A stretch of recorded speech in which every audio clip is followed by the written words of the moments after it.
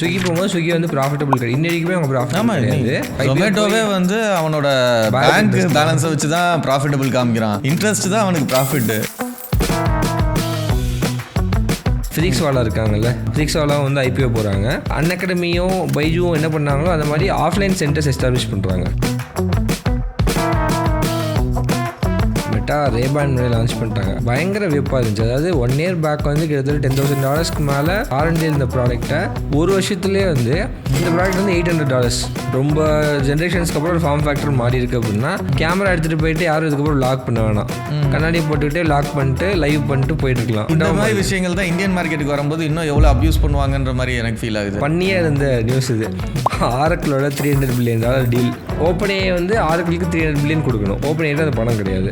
ஓப்பனேயில் Nvidia $100 million நான் invest பண்ணுறேன் in terms of hardware and கேஷுங்கிறான். என்விடியோட பணம் இருக்குது, பட் இவன் ஹார்ட்வேராக கொடுத்துருக்கிறேன் அப்படிங்கிறான். இப்போ இந்த இன்ஃப்ரா அந்த $300 billion ஒன்று செட்டப் பண்ணுறாங்கல்ல, அதுக்கு சிப்ஸ் கொடுக்குறது என்விடியா. ஸோ இதுலேருந்து இந்த சர்க்கிள் வந்து பயங்கர ஆக்சுவலாக நீ ஆரக்கிள்னு சொல்லும் போதே எனக்கு அது ஒரு தமிழ் சீரியல் மாதிரி தான் இருக்குது. எவ்வளோ வருஷம் தாண்டா இருக்கீங்க. So welcome. ஆலமரம்ல ஒரு புது சீரீஸ் ஸ்டார்ட் பண்ணுறோம். இது ரொம்ப நாள் என் கார்ட்ஸ் அண்ட் உள்ள கம்யூனிட்டி இருக்கிற மெம்பர்ஸ் கிட்டேயுமே ரொம்ப நாளாக பேசிகிட்டு இருந்தோம். அப்படி ஒரு சீரீஸ் ஸ்டார்ட் பண்ணலான்னு பிளான் பண்ணிகிட்டு இருக்கோம் அப்படின்ட்டு. இந்த சீரீஸோட நேம் நீங்கள் பார்த்துருப்பீங்க, டைட்டில் எழுதி பார்த்துருப்பீங்க, அன்சென்சார்ட் அப்படின்னு வச்சுருக்கோம். ஸோ சீரீஸோட கோல் என்ன அப்படின்னா, இது ஒரு மந்த்லி சீரீஸாக இருக்க போகுது. லைக் மாதத்துக்கு ஒரு வாட்டி நம்ம அப்லோட் பண்ணுற பிளான் பண்ண போச்சுமையா. ஸோ இதில் வந்து அந்த முந்தின மாதத்தில், அதாவது இப்போ இன்றைக்கி செப்டம்பரோட மந்தோட நம்ம ரெக்கார்ட் பண்ணிகிட்ருக்கோம். செப்டம்பர் மந்தில் நடந்த global tech and start up updates இருக்கும்ல, அதெல்லாம் வந்து நம்ம அதில் எல்லாத்தையும் பேச முடியாது. ஆப்வியஸ்லி லைக் 1000 நியூஸ் மேலே போகும். அப்படி பார்த்தோம் அப்படின்னா 1000 நியூஸ் உனக்கு தெரியும். அதெல்லாம் பேச ஆரம்பிச்சோன்னா நம்ம எல்லாரும் என்ன ஆவாங்க, அதான் ஆடியன்ஸ் ஒரு நாள் ஃபுல்லாக போகும். கரெக்ட். ஸோ ஒரு அரௌண்ட் an hour அந்த டைம் ஃப்ரேமில் வந்து ஆடியன்ஸ்க்கு வந்து இம்பார்ட்டண்ட்டான நியூஸ், அதாவது இம்பார்ட்டண்ட்டுங்கிற சப்ஜெக்டிவ் எங்கள் பெர்ஸ்பெக்டிவ் நம்மளுக்கு பிடிச்ச நியூஸை பேசுவோம், அவ்வளோதான். ஸோ ஓரளவுக்கு இதனால் அவேர்னஸ் கேட்கணும். இதோட கோல் என்ன அப்படின்னா, பேசிக்கலி உங்களுக்கு ஒரு அண்டர்ஸ்டாண்டிங் கிடைக்கணும். எக்கோசிஸ்டமில் என்னென்ன ஸ்டார்ட் அப்ஸ் வந்து எந்த டொமைன் நல்லா பெர்ஃபார்ம் பண்ணுறாங்க, எந்த ஸ்டார்ட் அப் என்ன மாதிரி பண்ணுறாங்கிற ஒரு அண்டர்ஸ்டாண்டிங் கிடைக்கும். ஸோ அதுக்காக தான் இந்த சீரீஸ் வந்து பிளான் பண்ணோம். இதுதான் ஃபர்ஸ்ட் எபிசோட். தமிழில் யாரும் இது மாதிரி பண்ணியிருக்காங்களா என்ன? தமிழ் புடரில் நான் பண்ணியிருக்கேன், பட் வேறு யாராவது பண்ணாங்க? இல்லை 3 years பேக் தமிழ் புடரில் ஃபஸ்ட்டு பண்ணோம். தெரியல, மேபி ஆக்சுவலி பண்ணலங்கிறத சொல்கிறது முடியல. ஏன்னா யாரோ ஒருத்தங்க எங்கேயோ குட்டியாக பண்ணிருக்காங்க, தெரிய மாட்டேங்குது. மேபி அப்படி இருக்கும். அப்படி எனக்கு தெரிஞ்சு ஃபேமஸாக இருக்கிற யாராவது வந்து இப்படி ஒரு மந்த்லி சீரீஸ் மாதிரி பண்ணுறாங்கன்னா எனக்கு தெரிஞ்சு இல்லை. பெங்களூரில் பண்ணுறாங்க, தமிழில் பண்ணல, இங்கிலீஷில் பண்ணுறவங்க தெரியும். இல்லை தமிழில் இந்த மாதிரி நியூஸ் எங்கேயாவது கிடைக்குமான்னு பார்க்கும்போது, தமிழில் நியூஸ் யோர் ஸ்டோரியில் பண்ணிங்கன்னா கிடைக்கும், பட் இந்த மாதிரி வீடியோ ஃபார்மேட்டில் கிடைக்காது. பெங்களூரில் பேக்ஷேத் மில்லியனர்ஸ்னு சொல்லிட்டு கேலப் ஃப்ரைட்மேன் சொல்லிட்டு ஒருத்தங்க பண்ணிகிட்டு இருக்காங்க, இங்கிலீஷில் பண்ணுறாங்க. அப்புறம் Indian startup desktop beat plus இன்னும் 2 ஃப்ரெண்ட்ஸ் இருக்காங்க, அவங்க பண்ணிகிட்டு இருக்காங்க. அவங்க அது சூப்பராக இருக்கும். ஆக்சுவலி அது ரொம்ப 15-20 minutes தான் அவங்க வீடியோவே இருக்கும், பட் பயங்கர ரோகாக இருக்கும். அதாவது இதெல்லாம் பார்த்துட்டு வந்து நம்ம தான் பார்த்தாங்கன்னா என்ன நினைப்பாங்க, அதெல்லாம் கொஞ்சம் பார்ப்பாக காப்பி பண்ணு. ரைட்டு, நம்ம நியூபீஸ்ன்னு அவங்களுக்கு தெரியும். ஸோ நாங்கள் 2 பேருமே ப்ரொஃபஷ்னல் மீடியா பீப்புள் கிடையாது. ஸோ ஒரு குட்டி இன்ட்ரோ கொடுத்துல மேபி. நான் பிரவீன், ஆலமரமோட சீஃப் எவாஞ்சலிஸ்ட்டாக இருக்கேன். இப்போது இதுக்கு முன்னாடி தமிழ் புனர் ஒரு ஸ்டார்ட் அப் ரன் பண்ணிகிட்டு இருந்தேன். ஐ மீன் கோஃபவுண்டர் ஆஃப் தமிழ் புனர். அதுக்கு முன்னாடி ஜோவில் ஒர்க் பண்ணிகிட்டு இருந்தேன். And invest in few start ups. ஒரு ஏஞ்சல் இன்வெஸ்டராக ஒரு 6-8 ஸ்டார்ட் அப்பில் இன்வெஸ்ட் பண்ணியிருக்கேன். நீங்கள் சொல்லுங்கள். சின்மயா, ஜோகோவில் 18 years ப்ராடக்ட் லீடராக இருக்கேன். ப்ளஸ் ஆலமரமில் இப்போ ரீசெண்டாக ஒரு 30+ ஸ்டார்ட் அப்ஸ்க்கு மென்டர்ஷிப் பண்ணிகிட்ருக்கேன். ஆமாம், டிசம்பர்லேருந்து ஸ்டார்ட் பண்ணி இப்போது மென்டர்ஷிப் 2 cohort பில்னு ஒரு cohort பண்ணுவோம். ஸோ ஓகே, ப்ரொமோஷன் போதும், இது 5 நிமிஷம் போயிட்டுருக்குன்னு நினைக்கிறேன். ப்ரொமோஷன் தான் நம்மளுக்கு வராது. ஸோ நாங்கள் ஃபோனில் தான் எல்லா நியூஸுமே வச்சுருக்கோம், லேப்டாப் ஏதாச்சும் இது பண்ணோம். பட் இவ்வளோ நம்பர்ஸ் நிறைய பேச போகிறோம், ஸோ ஞாபகம் இருக்குமான்னு தெரில. ஸோ இந்த சீரீஸில் வந்து ஒரு எபிசோடில் வந்து மொத்தமாக ஒரு 4 செக்மெண்ட்ஸ் இப்போதைக்கு பிளான் பண்ணியிருக்கோம். இது எல்லாமே நாங்களாக குட்டியாக பிளான் பண்ணுறது. இன்கேஸ் உங்களுக்கு எதாவது அடிஷ்னலாக இதை பற்றி பேசுங்க அந்த மாதிரி தான் நீங்கள் கமெண்ட் பண்ணுங்கள். நெக்ஸ்ட் சீரீஸில் நம்ம அதை ஹைட்ரேட் பண்ணி ட்ரை பண்ணலாம். எவால்வ் பண்ணுறது தான் ஐடியா. ஸோ என்ன பிளான் அப்படின்னா, ஃபஸ்ட்டு ஒரு குயிக் ஓவர்வியூ கொடுக்குற மாதிரி ஐடியா. ஒரு மந்த்லி ரீகேப், எவ்வளோ funding Indian start ups rice பண்ணியிருக்காங்க, எந்த டொமைனில் இருக்க ஸ்டார்ட் அப்ஸ் நிறைய ஃபண்டிங் ரைஸ் பண்ணியிருக்காங்க, யார் எவ்வளோ ரைஸ் பண்ணியிருக்காங்க, ஒரு மேஜர் இது மட்டும். எந்த ஊரில் அதிகமான ஃபண்டிங், மோஸ்ட்லி பெங்களூர் தான் இருக்கும் எப்பவும் வந்து கரெக்ட். ஸோ அந்த இதை ஒரு குயிக் ரீகேப் கொடுக்குறது தான் ஐடியா. அதை கொடுத்து இந்த கன்சல்டேஷன் நல்லாயிருக்கும்னு நினைக்கிறேன். ஆமாம். ஸோ அந்த கன்சல்டேஷனுங்கிறது செக்மெண்ட் 1 இருக்க போது. செக்மெண்ட் 2ங்கிறது வந்து ஒரு பிளிட்ஸ் நியூஸ் மாதிரி பிளான் பண்ணுறேன். அதாவது ஒரு 10 to 15 minutes ஒரு 5-6 நியூஸ் இம்பார்ட்டன்ட் நடந்ததை பற்றி ஒரு 2 minutes ஒரு நியூஸ் கவர் பண்ண பிளான் பண்ணுறேன். 3வது செக்மெண்ட் வந்து இன்டெப்த்தாக போகிற மாதிரி, அதாவது ஒரு 3 நியூஸ் எடுத்து அந்த நியூஸ் பற்றி ஒரு 5 to 6 மினிட்ஸ் பேசுகிற மாதிரி இன்டெப்த்தாக என்ன போயிட்டுருக்கு, இதோட இம்ப்ளிகேஷன்ஸ் என்ன, எதனால் இதுக்கு வந்திருக்கு இப்போது, அதெல்லாம் பேசலாங்கிற ஐடியா. 4th செக்மெண்ட் வந்து இன்டர்நேஷனல் நியூஸ் கவர் பண்ணலாம், international tech and start up நியூஸை கவர் பண்ணலாங்கிறது ஐடியா. இந்த 4 செக்மெண்ட்ஸ் தான் பிளான் பண்ணியிருக்கோம். ஸோ ஃபஸ்ட் செக்மெண்ட்குள்ளே போகலாம். செப்டம்பர் 2025 வந்து டோட்டலாக $1.1 பில்லியன் வந்து ரைஸ் பண்ணியிருக்காங்க. 108 டீல்ஸில், 108 ஸ்டார்ட் அப்ஸில் 108 டீல்ஸில் வந்து $1.1 பில்லியன் ஃபண்டிங் ரைஸ் பண்ணியிருக்காங்க. இதே இது ஆகஸ்ட்டில் பார்க்கும்போது $960 மில்லியன் ரைஸ் பண்ணியிருக்காங்க 100 டீல்ஸில். ஸோ ஒரு $200 மில்லியன் ஒரு 8 டீலும் அதிகமாக நடந்திருக்கு போன மாதத்தை கம்பேர் பண்ணும்போது. ஸோ மந்த் ஆன் மந்த் பேசிஸில் வந்து ஒரு சின்ன ஒரு அடிஷன் தான் இருக்குது. லாஸ்ட் 8 டீல்ஸ்ன்ற ஒரு பெரிய நம்பர் இல்லை கரெக்டாக, பட் நம்பர்ஸ் பார்க்கும்போது கொஞ்சம் கூட்டின மாதிரி இருக்குது. 100 டீல்ஸ் ஒன்றும் பெரிய இது இல்லை, பட் எக்ஸ்ட்ரா $210 மில்லியன் உள்ளே வந்திருக்கு இல்லையா. 250 மில்லியன் கிட்ட உள்ளே வந்திருக்கு. 1.21 இருக்குது, 960 இருக்குது போன மந்த்து. ஸோ ரெண்டுமே கொஞ்சம் கூடி இருக்குது. இதில் வந்து ஸ்டேஜ் வைஸ் பார்க்கும்போது இந்த வேறு ஏதாவது கண்ட்ரிஸோட கம்பேர் பண்ணால் நல்லாயிருக்குமா? இது கம்பேர் பண்ணும், கம்பேரிசனே வேணாம். நம்ம வந்து ரொம்ப நேசண்ட்டான ஒரு ஸ்டேஜோட இதில் இருக்கோம். அதாவது அஸ் அ எக்கனாமி யூஎஸில் நீங்கள் ஸ்டார்ட் அப், இந்த விசி, இந்த எக்கோசிஸ்டம்லாம் வந்து கிட்டத்தட்ட இன்றைக்கி 60 இயர்ஸ் ஆச்சு. ஈஸியாக 60 இயர்ஸ் இருக்கும். நம்ம வந்து 2010 டைம்ஸில் தான் வந்து ஃபஸ்ட்டு லைக் இன்மோபி, ஃப்ளிப்கார்ட் அவங்க தான் வரும்போது தான் ஒரு வெஞ்சர் கேபிட்டலுங்கிற ஒரு விஷயமே வருது. So wages 15 years old basically. இல்லை, நான் வந்து யூஎஸ் அந்த மாதிரி பார்க்கல, வியட்நாம் ஓகே அந்த சைடில் இருக்கிறதுக்கு எப்படி ஃபண்டிங் போகுது, ஏன்னா அந்த பேட்டர்ன் ஏதாவது தெரியல. அங்கே எனக்கு பெருசாக அவேர்னஸ் இல்லை அங்கே என்ன மாதிரி எனக்கும் தெரியல. ஏன்னா இப்போ சேஞ்ச் ஷிஃப்ட் ஆகிட்டு இருக்குல்ல. ஸோ மேபி போக போக நம்ம அந்த மாதிரி ஒரு கம்பேரிசன் பார்க்கலாமா? இங்கே எப்படி ஃபண்டு வந்துட்டு இருக்கு, வியட்நாமில் எப்படி போயிட்டுருக்கு. ஏன்னா நெய்பரிங்காக எனக்கு தெரிஞ்சு அங்கெல்லாம் கொஞ்சம் ஸ்டார்ட் பண்ணுற மாதிரி ஃபீல் ஆகுது. பட் பார்க்க ஆரம்பித்தா, நம்பர்ஸ் பார்க்க ஆரம்பித்தா என்ன சொல்லுதுன்னு தெரியல. எனக்கு வியட்நாம் வின்ஃபாஸ்ட் தெரியும். அப்புறம் சவுத் ஈஸ்ட் ஏஷியாவில் கோஜெக், கிராப் அவங்களாம் லைக் ஆமாம், கிராப் நல்லா, கோஜெக் 2 பேருமே large scale start ups. Kluge இருக்காங்க சிங்கப்பூர், க்ளூக் இருக்காங்க, இதெல்லாம் யூஸும் பண்ணியிருக்கேன். அதனால் ஸோ இவங்கள தவிர எனக்கு பெருசாக ஸ்டார்ட் அப் எக்கோசிஸ்டம் அவங்க இருக்குன்னு நான் ட்ராக் பண்ணதில்லை. மேபி ட்ராக் பண்ணால் தெரியும் போல். இதுவே நிறைய நியூஸ் இருக்குது. ஸோ இந்த 1.1 பில்லியனில் வந்து 77% ஆஃப் மணி வந்து, அதாவது $930 மில்லியன் வந்து லேட் ஸ்டேஜ் அண்ட் க்ரோத் ரவுண்ட்ஸில் போயிருக்கு. லேட் ஸ்டேஜ் அண்ட் க்ரோத்னா பேசிக்கலி ஒரு series B and above rounds, early ஸ்டேஜில் இல்லாமல் லேட் ஸ்டேஜ். ஒரு அப்போ வந்து இவங்கெல்லாம் வந்து ரொம்ப நாளாக இருக்காங்க, இப்போ க்ரோ ஆகிறதுக்காக ஃபண்ட் வாங்குறாங்களா? கரெக்ட். அவங்க ப்ரீ சீட், சிசி அதெல்லாம் வந்து லேட் ஸ்டேஜ் கம்பெனியோட க்ரோத் ஃபேஸில் இருக்கும்போது அவங்க வந்து ஃபண்ட் ரைஸ் பண்ணி ஆமாம். இப்போ இந்த 77% அமௌண்ட் வர்றது கம்ப்ளீட்டாக அவங்க வந்து க்ரோத்துக்கு ஸ்பெண்ட் பண்ணுவாங்களா, இல்லை இன்வெஸ்டர் காசுக்கும் போகுமா? இல்லை, இது வந்து மிக்ஸ்டாக தான் இருக்கும். அவங்க க்ரோத் ரவுண்ட்னா கம்பெனியோட க்ரோத்துன்னு அர்த்தம் கிடையாது. க்ரோத் ரவுண்டுங்கிறது அந்த க்ரோத்னா நான் மோஸ்ட்டாக வந்து இந்த மாதிரி தான் நினச்சேன். ஸோ க்ரோத் ரவுண்டுங்கிறது அந்த ரவுண்டோட மெச்சூரிட்டி பற்றி பேசுது. அந்த ரவுண்டு வந்து அந்த கம்பெனியோட லேட் ஸ்டேஜ் இருக்கும்போது க்ரோத் ரவுண்டு. அந்த ஃபண்ட் வந்து கம்பெனிக்குள்ள வருமானு நமக்கு தெரியாது. அது 2 விஷயம். இதுக்கு முன்னால் இன்வெஸ்ட் பண்ணவங்க எடுத்துகிட்டு போயிடுவாங்க. ஆஃபர் ஃபார் சேல், ஃப்ரெஷ் இஷ்யூன்னு 2 இருக்கும். ஆஃபர் ஃபார் சேல்னால் வந்து ப்ரீவியஸ் இன்வெஸ்டர்ஸ் வந்து இந்த புதுசாக லைக் வரப்போகிற கேஷ் வந்து அவங்களுக்கு எக்ஸிட் கொடுக்கறதுக்கு யூஸ் பண்ணிப்பாங்க. ஓகே, தெரிஞ்சே தான் அடுத்த இன்வெஸ்டர்ஸும் வராங்களா? ஆஃபர் ஃபார் சேல்ன்றது வந்துடும், இல்லை முடிஞ்ச பிறகு தான் அது டிசைட் ஆகுமா? எது முடிஞ்சதுக்கப்புறம் கேட்குறீங்க? ஃபண்டிங்லாம் வந்த பிறகு தான் எக்ஸிட் ஆவாங்க. முன்னாலே தெரிஞ்சு தானே? எப்படி முன்னாடியே தெரிஞ்சிடும். அதெல்லாமே பிளான் பண்ணி தான் நடக்கும். அது ஆர்கஸ்ட்ரேட் பண்ணி தான் ஒர்க்கே பண்ணுவாங்க. ஸோ இவங்களுக்கு எக்ஸிட் கொடுக்கும்போது அந்த விசிட்லாம் பேசி தான் கூட எல்லாமே சேர்ந்து செய்வாங்க. உள்ளே வந்ததுக்கப்புறம்லாம் இல்லை, பணம் டேரெக்டாக அவங்களுக்கே போக தான் செய்யும் டேரெக்டாகவே. ஸோ அப்போ அவங்க இன்வெஸ்ட் பண்ணும்போதே வந்து இது க்ரோத் ஆயிரும்ன்ற நம்பிக்கையில் கை மாறுற மாதிரி தான். எப்படி நடக்கும் அப்படின்னா, அந்த ஈக்விட்டி இருக்குல்ல, அதாவது இப்போ இன்வெஸ்ட் பண்ணுறாங்கன்னா இன் ரிட்டர்ன் ஈக்விட்டி கொடுக்கணும். கரெக்டாக கம்பெனிலேருந்து ஈக்விட்டியே போகாது. அந்த ப்ரீவியஸ் இன்வெஸ்டர் இருப்பாங்கல்ல, அவங்க ஈக்விட்டியே புது இன்வெஸ்டர்ஸ் கொடுப்பாங்க, இவங்க கேஷ் கொடுப்பாங்க. இப்படி தான் நடக்கும்.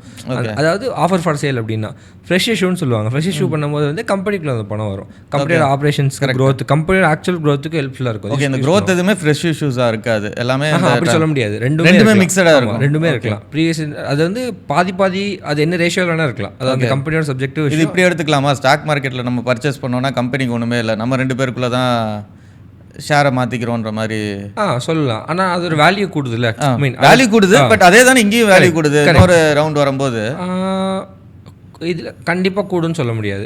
ஸ்டாக் மார்க்கெட் அதே மாதிரி தான். அங்கே ஸ்டாக் மார்க்கெட்டில் எப்படி கை மாறுது, கம்பெனிக்கு என்ன பெருசாக அதே தான் இங்கேயும். ஆனால் இப்போ அங்கே அதில் எப்படி ஃப்ரெஷ் இஷ்யூ வர மாதிரி இதுலேயும் போடலாம். ஆமாம். ஸோ 77% $930 மில்லியன் வந்து க்ரோத் அண்ட் லேட் ஸ்டேஜ் ரவுண்ட்ஸ்க்கு போயிருக்கு. ஏர்லி ஸ்டேஜில் வந்து 23% போயிருக்கு. ஸோ $280 மில்லியன் போயிருக்கு. ஸோ இது பேசிக்லி என்ன ஒரு குறிக்குது அப்படின்னா, late stage rounds major funding mostly எப்போவுமே அப்படி தான் இருந்திருக்கு. ஏன்னா வால்யூம் வைஸ் பார்க்கும்போது ஏர்லி ஸ்டேஜ் ஸ்டார்ட்அப்ஸ் நிறைய பேர் இருந்தாலும் அவங்க ரைஸ் பண்ணுற மணி இன் டர்ம்ஸ் ஆஃப் எவ்வளோ கேஷ் ரைஸ் பண்ணுறாங்கன்றது கம்மியாக இருக்கும். நீங்கள் லேட் ஸ்டேஜ் ரவுண்டு 10 ரவுண்ட் நடந்தாலுமே ஒவ்வொரு ரவுண்ட்லேயுமே 50 மில்லியன் 100 மில்லியன் மாதிரி இருக்கும்போது கலெக்டிவாக பார்க்கும்போது பெரட்டோ தான் 20% of late stage startups get 80% of the overall funds. அந்த மாதிரி தான் ஜென்ரல் நடக்கும். ஆக்சுவலாக இந்த ஃபண்டெல்லாம் அடுத்து இம்ப்ரூவ்மெண்ட்டுக்கு போகிற மாதிரி இருந்தால் இன்னும் நல்லா இருக்கும்னு நான் நினைக்கிறேன். அது நம்ம நினைக்க முடியாது, அவங்க முடிவு பண்ணுறது தான். இல்லை ஒரு வாஸ்ட் மெஜாரிட்டியாவது போனால் நல்லாயிருக்கும். ஸோ தட் இன்னும் எவால்வ் ஆகும்ல ஒவ்வொரு கம்பெனியும். இப்போது அதாவது அந்த ப்ரீவியஸ் இன்வெஸ்டர் இருப்பாங்கல்ல, ஒரு விசி இன்வெஸ்ட் பண்ணியிருக்காங்க அப்படின்னா அவங்களுக்கு ஃபண்ட் லைஃப் சைக்கிள் இருக்கும். ஸோ அவங்க ஃபண்டை வந்து அவங்க எல்பிஸ் கிட்டேருந்து ஃபண்ட் ரைஸ் பண்ணியிருக்காங்க அப்படின்னா இன்கேஸ் அவங்க ஜெரோதா மாதிரி ஒரு பெரினியல் ஃபண்டுனா வந்து they don't have to return the money to anybody. அவங்க சொந்த பணத்தை இன்வெஸ்ட் பண்ணுறாங்க. ஒரு விசி இருக்காங்க அப்படின்னா அவங்களுக்கு ஃபண்ட் லைஃப் சைக்கிள்னு ஒன்று இருக்கும். அவங்க அந்த லைஃப் சைக்கிளில் எந்த பாயிண்ட் இன் டைமில் இன்வெஸ்ட் பண்ணியிருக்காங்கன்னு பார்க்கணும். ஸோ மேக்ஸ் டு மேக்ஸ் ஒரு 5 to 7 இயர்ஸ்க்குள்ளே எக்ஸிட் பண்ண தான் ட்ரை பண்ணுவாங்க. ஏன்னா அந்த ஃபண்டை அவங்க எக்ஸிட் பண்ணி அவங்க இன்வெஸ்டர்ஸ்க்கு அவங்க திருப்பி பணத்தை கொடுக்கணும். அதனால் இப்போது அது சப்ஜெக்டிவ், வெரி சப்ஜெக்டிவ். க்ரோத்துக்குள்ளே போதா எங்கே போகுதுங்கிறது ரொம்ப ரொம்ப சப்ஜெக்டிவ். இதில் ஆக்சுவலி என்னென்னா இந்த 1.1 பில்லியனில் வந்து கிட்டத்தட்ட 343 மில்லியன் வந்து டெட் அண்ட் ரீஃபினான்சிங்கில் வந்துருக்கு. கடனாகவும் ரீஃபினான்சிங்லேயும் வாங்கியிருக்காங்க. ஓகே. ஸோ இது என்னவாக இருக்குது அப்படின்னா அப்போ அந்த கம்பெனி மேலே அந்த கம்பெனியோட ஈக்விட்டியில் பெருசாக அவங்களுக்கு வந்து நம்பிக்கை இல்லாததான் அது குறிக்கும் பேசிக்கலி. ஓகே. இதுக்கப்புறம் க்ரோத் இருக்குமான்னு தெரிலங்கும் போது, ஏன்னா ஒரு கம்பெனி சூப்பராக க்ரோ ஆகிட்டு இருக்கு, நல்லா வளர்ந்துட்டுருக்குன்னு தெரிஞ்சது அப்படின்னா anybody will want to have a ownership இந்த கம்பெனி, ஈக்விட்டி வேணும்னு ஆசைப்படுவாங்க. ஸோ அது கம்பெனிக்கு கிடைக்காத பட்சத்துலையும் இல்லை மேபி ஏதாவது அவங்க இது மோஸ்ட்லி இப்படி நடக்கும், பட் எல்லா டைமும் இப்படி நடக்கணுங்கிற அவசியம் இல்லை. ஸோ ஏதாவது ஒரு சின்ன இது இருக்குது, ஒரு மேனுஃபேக்சரிங் யூனிட் போடுறாங்க, அந்த மாதிரி இருக்குன்னா அதுக்கு மேபி யூஸ் பண்ணிக்கலாம். அப்போ இதுவுமே அந்த ரவுண்ட்ஸில் தான் வரும், அந்த 343யும். ஆமாம், டெட்டும் ரவுண்ட்ஸில் வரும். அதுவும் ஃபண்டிங்னா டெட் ஃபண்டிங் அது. ஓகே. ஈக்விட்டிலாம் ட்ரான்ஸ்ஃபர் ஆகாது, ஈக்விட்டியாக ட்ரான்ஸ்ஃபர் ஆகாது, கடன் பேசிக்கலி. அப்புறம் top deals of the month பார்க்குறோம் அப்படின்னா ஃபார்மசி வந்து 193 மில்லியன். அந்த டெட்டு பார்த்தது வந்து ஃபார்மசி தான். ஆமாம், ஃபார்மா தானே இன்றைக்கி டேட்டில் எப்பயுமே வந்து இன்றைக்கி அவங்க தான் ஃபார்மசி தான் India's largest aggregator, market place aggregator எல்லாமே அவங்க தான். $193 மில்லியன். என்ன நடந்தாலும் ஃபார்மா வந்து ஒரு கரெக்டு தான். ஸோ அவங்க ஈக்விட்டி டைலேஷனை அவாய்ட் பண்ணியிருக்காங்கன்னு சொல்கிறாங்க. பட் என்ன காரணம்னு நமக்கு தெரியல. $193 மில்லியன் டெட் ரைஸ் பண்ணியிருக்காங்க. 193 மில்லியனா கிட்டத்தட்ட ஒரு 1700-800 கோடி ரூபா வந்து அவங்க வந்து டெட்டில் கடனாக ரைஸ் பண்ணியிருக்காங்க. மேபி ஈக்விட்டி டிசால்வ் பண்ணக்கூடாதுன்னு கூட பண்ணலாம், டைல்யூட் பண்ணாமல் இருக்கணும்னு கூட பண்ணலாம். ஓனர்ஷிப் ஏன்னா வேறு ஆள்கிட்ட போகக்கூடாது. பட் ஒரு நம்பிக்கை இருக்குது, இது கண்டிப்பாக இதாகுன்ற இதில் கூட இருக்கலாம். இருக்கலாம், பிளான் பண்ணலாம் மேபி. ஆனால் ஐபிஓ போகிறாங்களா, அங்கே ஐபிஓ போகிற பிளான்ஸ் இருந்துச்சு முன்னாடி. இப்போ என்ன பிளானுங்கிறது தெரில, பார்க்கணும். அப்புறம் டெசால்னு ஒரு Bangalore based semiconductor start, deep startup. இப்போ டீப் நல்ல ஒரு வேவ் இருக்குது இந்த பாயிண்டில். ஏன்னா இருக்கிற மார்க்கெட்டில் நிறைய நாய்ஸ் வந்து இப்போ குறைஞ்சி இப்போ கொஞ்சம் பேக் டு ஒயிட் போர்ட் மாதிரி இருக்குது. எல்லாருமே ரொம்ப பேசிக்ஸ், இப்போது ஃபோமோ இல்லை பேசிக்லி. சிம்பிளாக சொல்லணும்னா யார்ட்டையுமே ஃபோமோ இல்லை. 2021-2 இருந்த மாதிரி டேர்ம் ஷீட் ஒரு ஆளுக்கு 10 கிடைக்கிற மாதிரியும் இல்லை, 1-2 கிடைக்குது. 2 பேருமே சரி மார்க்கெட் மெச்சூர் ஆகுது. this is a good sign. நல்ல ஸ்டார்ட்அப்ஸ்னால் நல்ல உண்மையாகவே ஸ்கோப் இருக்கிற பபுலாக இல்லாத டொமைனில் வந்து நிறைய பணம் உள்ள எடுத்துக்கான காசு எடுத்து அப்படியே என்னன்னே கேட்காம கொடுக்குறது இப்போ குறைஞ்சி போச்சு. யார் எங்கே போகும் இந்த வேவ் வந்து நல்லா ரைட் ஆகுமான்னு தெரியாமல் சும்மா கொடுப்பாங்க இல்லையா, அது மாதிரி இதுக்கப்புறம் நடக்கிறது கம்மியாகும். ஏன்னா மார்க்கெட் மெச்சூர் ஆகுது. டெசால் வந்து $150 மில்லியன் ரைஸ் பண்ணியிருக்காங்க. எரிடிட்டஸ் வந்து ஒரு எட்டெக் ஸ்டார்ட்-அப், அவங்க அப்ஸ்கில்லிங் பேஸ்ட் ஸ்டார்ட்-அப். அவங்க எட்டெக்லாம் ஃபண்ட் பண்ணுறாங்களா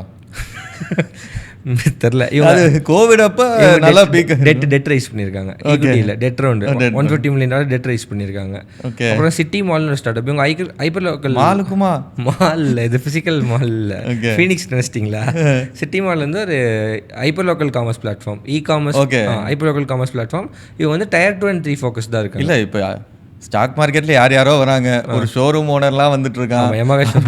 அப்படி இருக்கும்போது மாலும் ரைஸ் பண்ணுவோம்னு நினைக்கிறேன். இப்போ எனக்கு தெரிஞ்சு ஃபீனிக்ஸ் மாலும் ரைஸ் பண்ணுவாங்க. டிஎல்எஃப் நிறைய லிஸ்டட் கம்பெனிஸ் இருக்குது ஆக்சுவலி. ரைட்ஸ் கூட கொடுப்பாங்க, அவங்க ரியல் எஸ்டேட் ரைட்ஸ் இருக்கும், அது கூட கொடுக்கலாம்.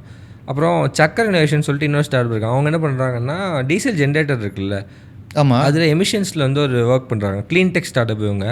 ஸோ அந்த எமிஷன்ஸை குறைக்கிறதுக்கு ஒரு ப்ராடக்ட் பண்ணிருக்காங்க. இவங்க 23 மில்லியன் ரைஸ் பண்ணியிருக்காங்க. டீசல் ஜென்ரேட்டர்னா காமனாக இண்டஸ்ட்ரீஸோட இதில் எல்லாமே டிஜி வந்து நம்ம ஜென்ரல் கமர்ஷியல் யூஸ் பண்ணுறது இருக்குல்ல, அதில் வந்து எமிஷன்ஸ் இருக்கு இல்லையா, அதில் வந்து க்ளீன் டெக் மாற்றுறதுக்கு வந்து இது பண்ணிட்டுருக்கேன். சஸ்டைனபிலிட்டி ஸ்டார்ட் போங்க.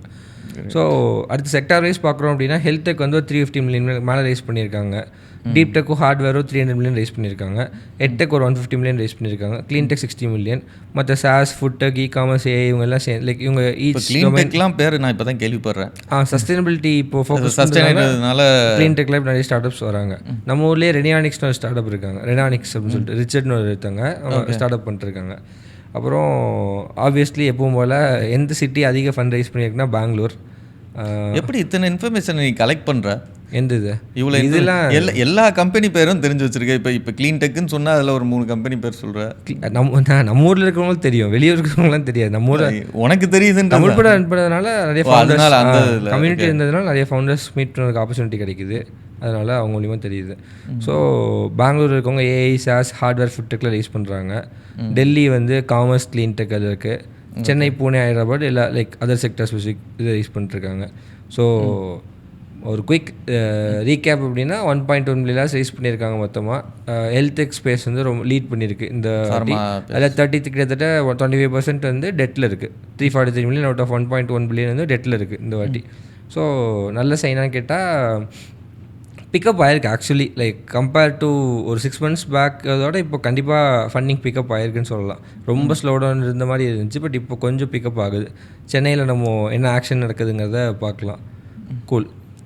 அடுத்த செக்மெண்ட் போகலாம். டன்.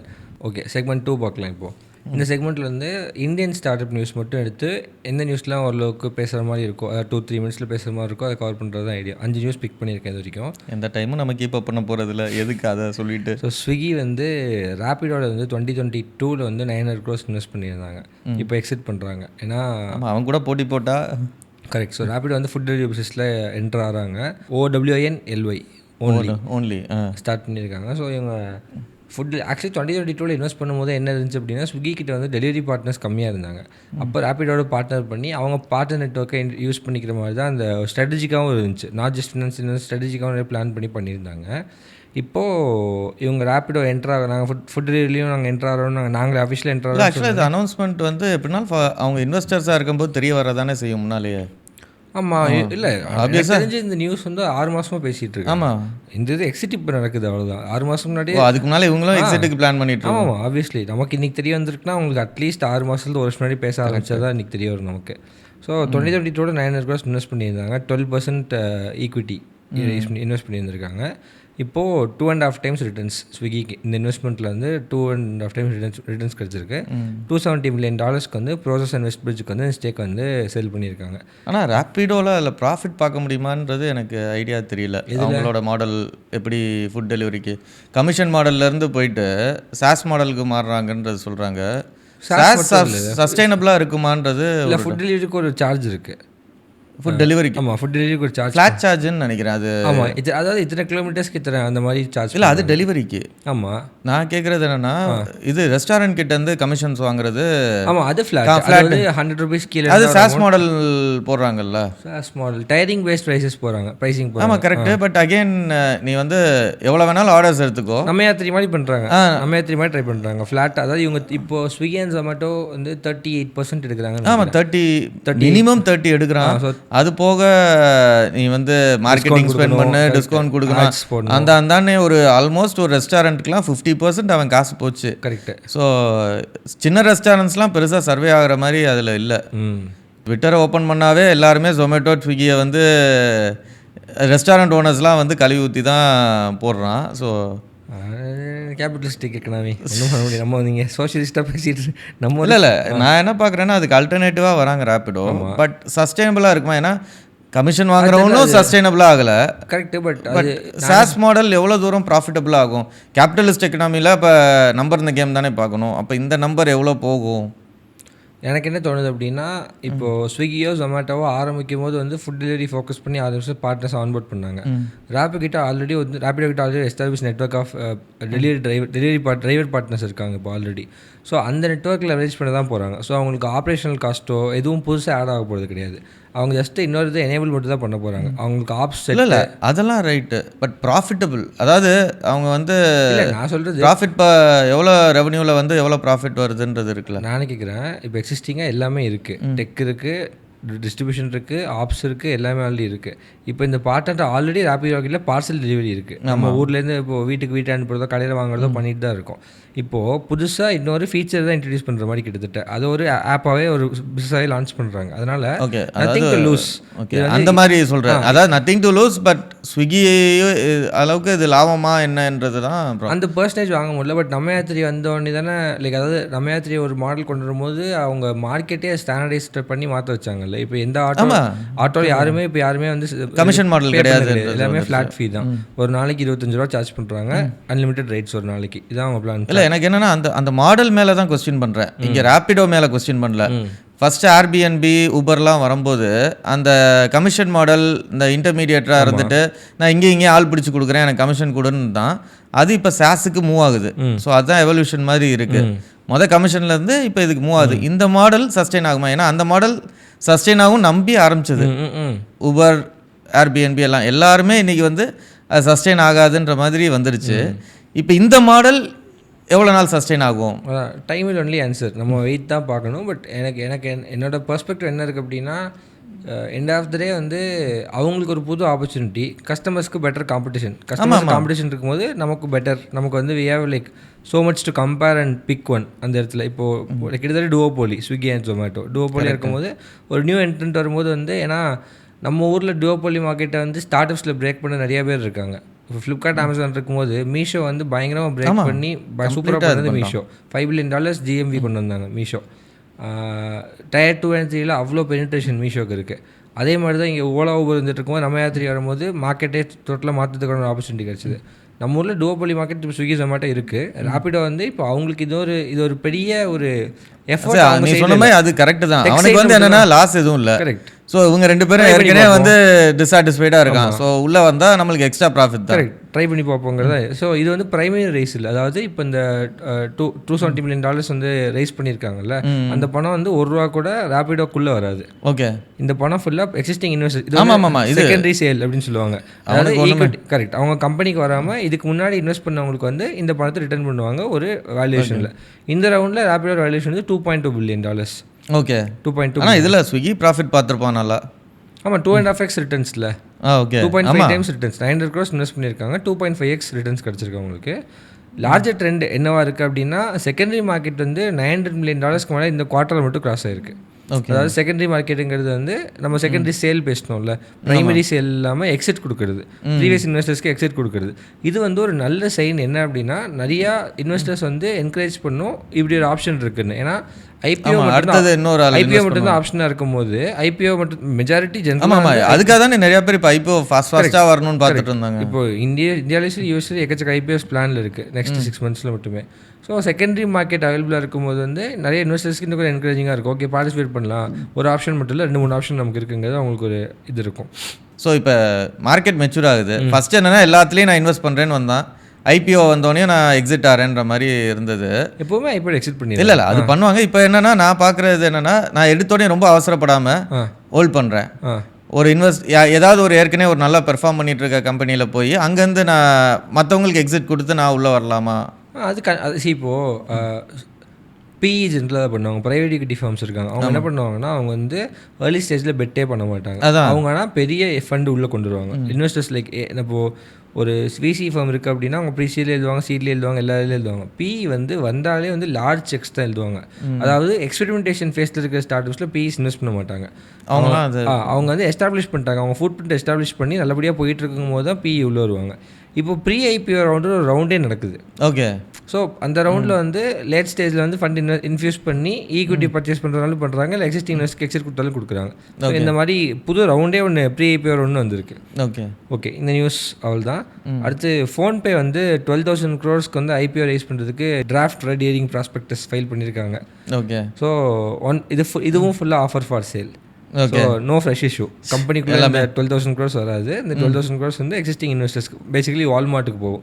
வால்மார்ட் தான் இப்போ ஃப்ளிப்கார்ட்டை ஓன் பண்ணுறாங்க யூஎஸ்ல. இப்போ ஐபிஓ போனாலும் அவங்க ஒன்றே எக்ஸிட் ஆக முடியாது. கரெக்டாக ஐபிஓ போகும்போது அவங்க ஈக்விட்டி தானே விற்கிறாங்க. ஓ, அதனால இப்போ வால்மார்ட் எல்லாத்தையும் அக்யூர் பண்ணிட்டாங்க. ஓகே. இப்போ வால்மார்ட் கம்பெனி அக்யூர் எனக்கு இப்போ ஆக்சுவலி ஃபோன்பேவோட லைக் கேப் டேபிளில் வந்து வால்மார்ட் மட்டும் இருக்காங்கன்னு தான் நான் நினைக்கிறேன். ஃபுல்லாகவே அக்யூர் பண்ணிட்டாங்கன்னு தான் நினைக்கிறேன். ஓகே. ஸோ இந்த 12,000 crores ஐபிஓ பண்ணுறது வந்து ஆஃபர் ஃபார் சேல் போகும்போது என்ன ஆகும்னா இன்வெஸ்டர் சொல்கிறதே ஆஃபர் ஃபார் சேல்ஸ் தான். இல்லை அது நீங்கள் டிஆர்எஸ்பியில் நீங்கள் ஃபைல் பண்ணணும். இந்த பணத்தை இந்த இஷ்யூ அதாவது ஃபண்ட் உள்ளே வருது இல்லையா, அது எதுக்கு யூட்டிலைஸ் பண்ண போகிறீங்கன்னு சொல்லணும். ஓகே. ஸோ அது ஃப்ரெஷ் இஷ்யூவா இல்லை ஆஃபர் ஃபார் சேலாங்கிறது அவங்க கேட்பாங்க, அவங்க சொல்லணும். நம்ம டிஆர்ஹெச்பின்னு சொல்லுவாங்க. அதாவது கம்பெனி பப்ளிக்காக போகிறதுக்கு முன்னாடி செபிக்கு உங்கள் டாக்குமெண்ட் சப்மிட் பண்ணணும். டிராஃப்ட் ரெட் ஏரிங் ப்ராஸ்பெக்டஸ் அப்படின்னு டாக்குமெண்ட் இருக்கும். அதான் டிஆர்ஹெச்பின்னு ஷார்ட் ஃபார்மில் சொல்லுவாங்க. அதில் வந்து எல்லாமே இருக்கும். அதாவது இந்த கம்பெனியோட வரலாறுலேருந்து எல்லாமே, யூனிட் எக்கனாமிக்ஸ் என்ன, எப்போ ஆரம்பித்தாங்க, என்ன ரெவென்யூ, வீட்டு பத்திர மாதிரி உங்களுக்கு ஃபுல் டீட்டெயில்ஸ் இருக்கும். என்ன கம்பெனியை பற்றி ஆதி முதல் அந்த மாதிரி எல்லாமே அங்கே அந்த ஒரு டாக்குமெண்ட் பார்த்து நம்ம முடிவு பண்ணலாம். அந்த மாதிரி இருக்கும். வேல்யூவேஷன் வந்து $20 billion வேல்யூவேஷன்லேருந்து ஐபிஓ போகிறாங்க. அது பிளான் பண்ணுறாங்க, கிடைக்குமாங்கிறது தெரில. $20 billion ஃபைல் பண்ணியிருக்காங்க, பார்க்கணும். ஆனால் இப்போ மியூச்சுவல் ஃபண்டில் வர காசு பார்த்தா எல்லாமே அந்த டொமஸ்டிக் இன்வெஸ்டர்ஸ் வந்து இந்த மாதிரி இதெல்லாம் அவங்க தான் ஃபில் பண்ணுற மாதிரி ஒரு ஃபீல் இருக்குது. ஆமாம், உங்களுக்கு ஐபிஓ போனாலே வந்து இன்ஸ்டியூஷன் எவ்வளோ, அது ஆக்சுவலி வந்து என்ன பண்ணுவாங்கன்னா ஐபிஓ போகும்போது வந்து அலோகேஷன் இருக்கும். அதாவது certain% வந்து இன்ஸ்டியூஷனல் இன்வெஸ்டர்ஸ்க்கு போகணும், certain% தான் ரீட்டெயிலுக்கு போகணுன்னு இருக்கும். அதுவும் ஃபோன்பே இன்னும் ப்ராஃபிட்டபிள் இல்லைன்னு நினைக்கிறேன்.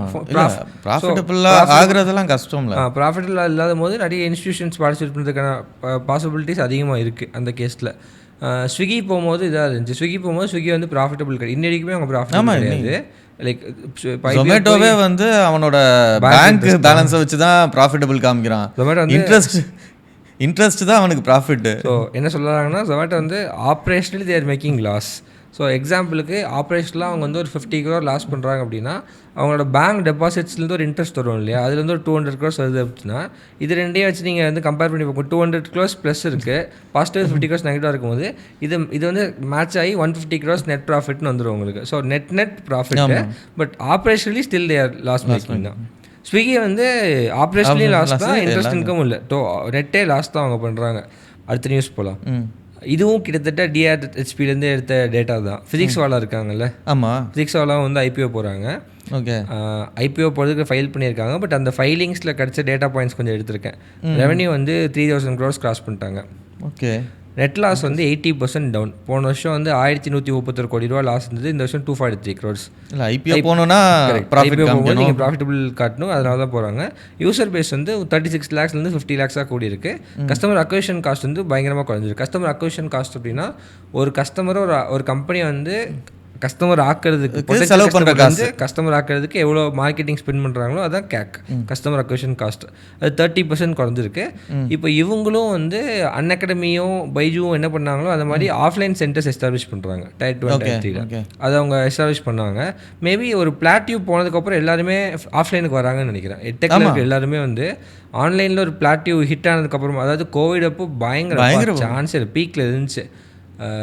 எல்லாரும் எக்ஸ்பெக்ட் பண்ணாங்க அப்படியே போயிரும்ன்ற மாதிரி தான் எக்ஸ்பெக்ட் பண்ணாங்க. அது கம்ப்ளீட்டாக ஆப்போசிட் ஆயிடுச்சு. கரெக்ட், அது அப்படியே நியூ நார்மல் ஆயிருமா எதிர்பார்த்தாங்க. பட் அது இல்லை, ஆஃபீஸே அதே மாதிரி தானே. எல்லாருமே இனிமேல் ஒர்க் ஃப்ரம் ஹோம் தான் இனிமேல் ஹையர் பண்ண போகிறாங்க. யாரும் ஆஃபீஸ்க்கே வர வேண்டாம், ஆஃபீஸ் ஸ்பேஸ்லாம் சேவ் ஆக போகுது. ஆமாம், ஜோகோ ரெவன்யூ லைக் பயங்கர ஜம்ப் இருந்துச்சு. கோவிட் போஸ்ட் கோவிட் இந்த கோவிட் டைம்ஸ்லேருந்து எல்லாருமே வந்து டெக் அடாப்ட் பண்ணணும், ஆன்லைன் போகணும், ஜூம்லாம் கண்ணா பின்னா க்ரோத் ஆக்சுவலி.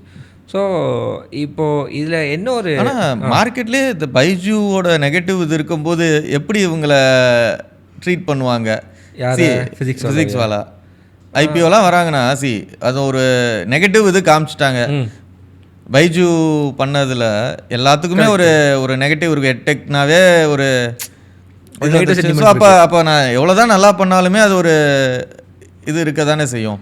எனக்கு ஒரு நெகட்டிவ் சென்டிமெண்ட்ஸ் இருக்க வாய்ப்பு இருக்குல்ல? இருக்கும். பட் என்ன அப்படின்னா எனக்கு ஞாபகத்துக்கு வரைக்கும் ஃபிசிக்ஸோட ஃபஸ்ட் ரவுண்டே $1 billion வேல்யூஷன் ரைஸ் பண்ணாங்க. என்னன்னா அவங்க ப்ரிடாமினெட்லி ஒரு கண்டென்ட் கிரியேட்டர், யூடியூப்ல ஒரு யூடியூப் சேனல் கிரியேட் பண்ணி போஸ்ட் பண்ணிட்டு இருந்தார். லைக் அலக் பாண்டே வந்து போஸ்ட் பண்ணிட்டு இருந்தார். பிரதீக் மகேஸ்வரி வந்து ஒரு பிஸ்னஸ் பார்ட்னராக போனார். அலக் பாண்டே வந்து கண்டென்ட்டில் பயங்கரமான ஆள். இல்லை, அந்த கிரெடிபிலிட்டினால தான் இன்னைக்கு இருக்காங்க. டிஸ்ட்ரிபியூஷன் இருந்துச்சு. ஏன்னா பைஜூ வந்து அந்த மாதிரி எதுவுமே கிடையாது. நான் வெறும் சாஃப்ட்வேர் வச்சிருக்கேன். இல்லை பைஜூ ஆரம்பிக்கும் போது எனக்கு அவங்க ஏர்லி டேஸில் ஞாபகம் இருக்குது. அவங்க வந்து கேட் கோச்சிங்கில் ஆரம்பித்தாங்க. MBA IML Germany CAT exam இருக்குல்ல, காமன் ஆப்டியூட் டெஸ்ட் இருக்குல்ல, அதுக்கு ஸ்டார்ட் பண்ணாங்க.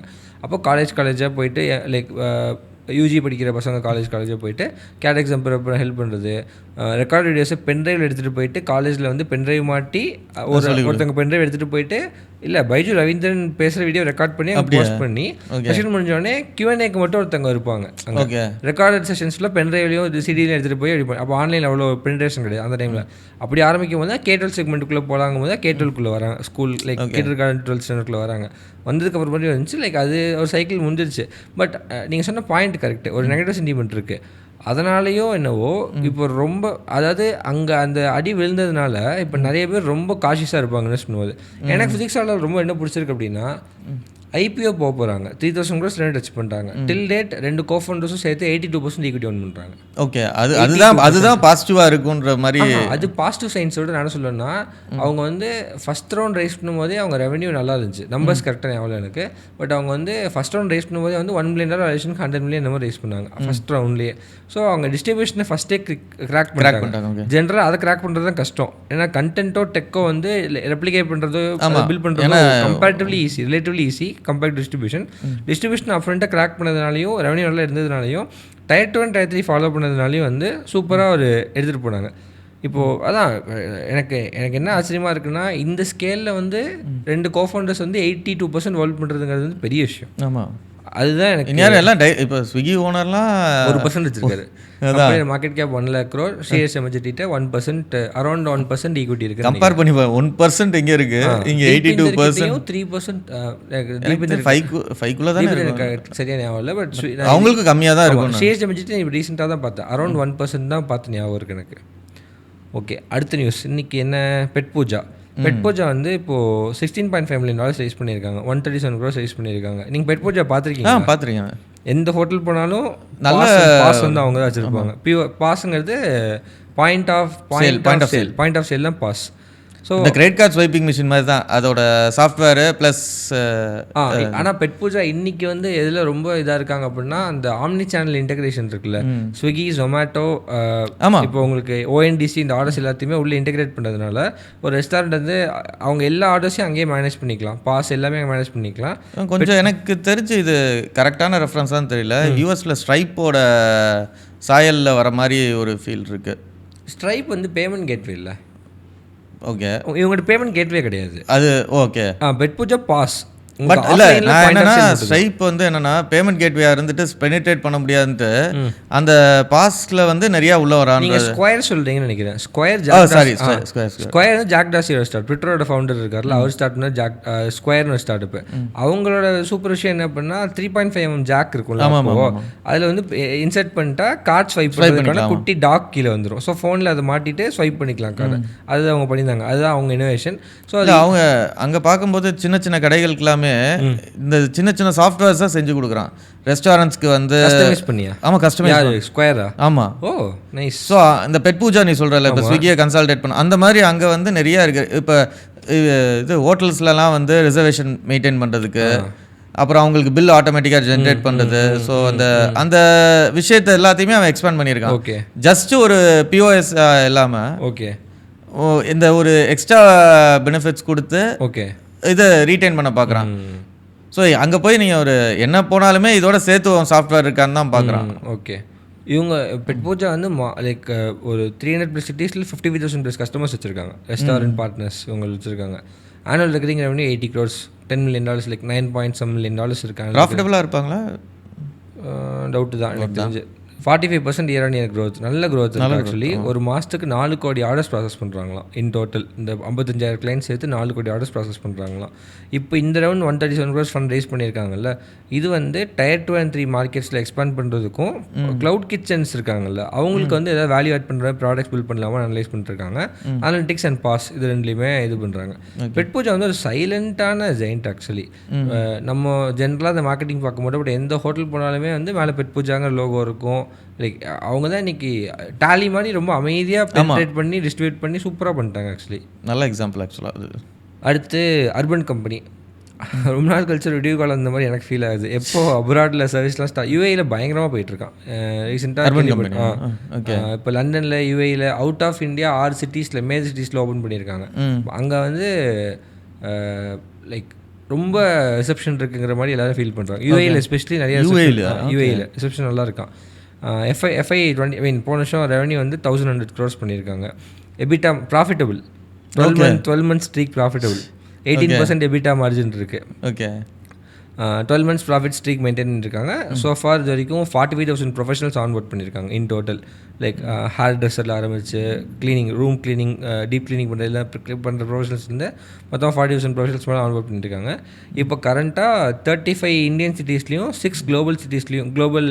ஆக்சுவலாக நீங்கள் இந்த லண்டன் சொன்னதுலாம் எனக்கு சர்ப்ரைசிங்காக இருக்குது. ஆக்சுவலாக நான் ரொம்ப நாளாக வந்து அர்பன் கம்பெனின்றது வந்து இப்போ தான் போனாங்க. இப்போ இல்லை அது கரெக்டு, பட் இந்தியாவுக்கு மட்டும்தான் இது ஒர்க் அவுட் ஆகும் நம்பிட்டு இருந்தேன். ஏன்னா இங்கே அந்த சீப் லேபர் இருக்கிறனால இது வந்து ஈஸியாக அவங்களால இதை கிராப் பண்ண முடியும். ஸோ காஸ்ட் வைஸும் சீப் லேபர் இருக்கிறனால கம்மியாக கொடுக்க முடியும். இங்கே இருக்கிறவங்க எல்லாருமே கொஞ்சம் ஓரளவுக்கு சோம்பேறியாக இருக்கிற மாதிரி தான் இருக்குது. யாருமே இப்போ யூஎஸ்லலாம் கம்பேர் பண்ணால் யாருமே ஹவுஸ் ஹோல்டு இது பண்ண மாட்டேன்னு சொல்ல முடியாது. ஏன்னா அங்கே இருக்கிற எக்ஸ்பென்ஸ்க்கு கரெக்ட் நம்ம தான் பண்ணி ஆகணும். பெயிண்ட் அடிக்கிறதுலேருந்து எல்லாமே நம்ம தான் பண்ணணும். ஆமாம், ஷிஃப்ட் பண்ணணுனாலும் நம்ம தான் பண்ணணும். எதுவுமே இல்லை. ஆக்சுவலாக அங்கே இது ஜோக்கா ஒரு ஈவெண்ட்லாம் பண்ணும்போது ஒரு பின்னால் இருக்க பேக் ட்ராப் பண்ண போனோம். ஒரு நீங்களே பண்ணீங்களா?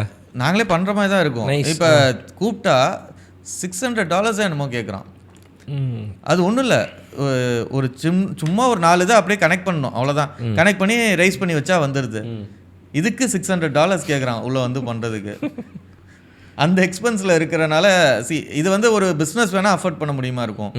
யாருமே வீட்டில் வந்து நான் ஒரு ஹவுஸ் ஷிஃப்டிங்கோ இதுக்கோ வந்து அவ்வளோ ஈஸியாக அஃபோர்ட் பண்ண முடியாது. பெயிண்ட் அடிக்கணும்னா கூட நம்மளால் அங்கெல்லாம் இந்த காஸ்ட்டை வச்சு அஃபோர்ட் பண்ண முடியாது.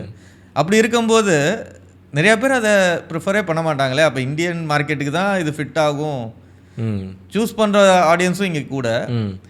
அதுக்கு ஈக்குவலண்ட்டாக வந்து லேபர் ஃபோர்ஸும் இருக்குது. பட் நான் பார்க்குறேன்னா மேபி இப்போ தான் இப்போது அதனால தான் என்னவோ அவங்க வந்து லைக் மேஜர் சிட்டிஸில் மட்டும் ப்ரெசன்ஸ் இருக்குது. மேபி இருக்குது. மெட்ரோஸில் மட்டும் இப்போ இந்தியாவிலே பாருங்கள் 35 சிட்டியில் தான் இருக்குது. சென்னை, கோயம்புத்தூர், மும்பை, டெல்லி இங்கே மட்டும் தான் இருக்கும். அவுட் ஆஃப் இந்தியா 6 இடத்துல தான் இருக்குது. துபாய், லண்டன், ரியாத் இந்த மாதிரி 6 இடத்துல இருக்குது. துபாய் சொல்லும்போது கூட லண்டன் போது தான், ஏன்னா அங்கேயுமே கொஞ்சம் எக்ஸ்பென்சிவ் தானே எல்லாம்.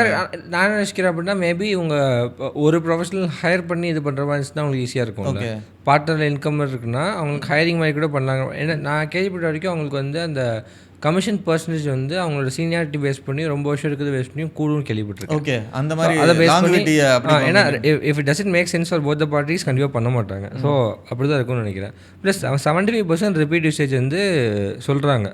இது எந்த அளவுக்கு பண்ண முடியும்னு எனக்கு தெரியல. 70% repeat usage maybe T2 like second time use பண்ணுறதை பார்க்கலாம். மேபி ஒரு வாட்டி யூஸ் பண்ண எல்லாரும் 2வது வாட்டி யூஸ் பண்ணிருக்கலாம். இப்போ இந்த ஏசி சர்வீசிங் வரும், அந்த மாதிரி எல்லாருமே 2 டைம் எடுப்பாங்கல்ல. இல்லை 70% ரிப்பீட் யூசேஜுங்கிறது வந்து செகண்ட் டைம் மட்டும் ரிப்பீட் பண்ணதே ஃபேக்டர் பண்ணியிருக்காங்களா இல்லை நிறைய வாட்டி ரிப்பீட் பண்ணது ஃபேக்டர் பண்ணியிருக்காங்கன்னு யோசிக்கணும். மினிமம் 2 எல்லாரும் பண்ணிடுவாங்கன்ற மாதிரி பார்க்குறேன். ஏன்னா இப்போ நீ ஒரு ஏசி சர்வீசிங் பண்ணுறேன்னா 6 months பண்ணணும். அப்போ நான் வெளியே ஒரு இன்னைக்கு ஏசி சர்வீஸ்க்கு ஆளை பிடிச்சி டயத்துக்கு வர வைக்கிறதுக்கு கஷ்டம். ஷெடியூலிங் ஈஸியாக பண்ணுறான், ப்ரைஸும் பெரிய டிஃப்ரென்ஸ் இல்லை. நான் வெளியே கூப்பிட்டாலும் இங்கேயும் எனக்கு ஆல்மோஸ்ட் இங்கே இருக்கிற காசு தான் அவனும் வாங்க போகிறான். ஸோ அப்படி இருக்கும்போது ஆப்வியஸாக இது பெட்டர், அட்லீஸ்ட் ரிலையபிள்னு பார்க்குறாங்க. எதுவும் ப்ராப்ளம்னா ரைஸ் பண்ணலான்ற மாதிரி பார்க்குறாங்க. ஸோ இப்போ நீ ஏசி சர்வீசிங்னு எடுத்தேன்னா எல்லாத்துக்கும் ஒரு நீட் வந்துடும்ல. அப்புறம்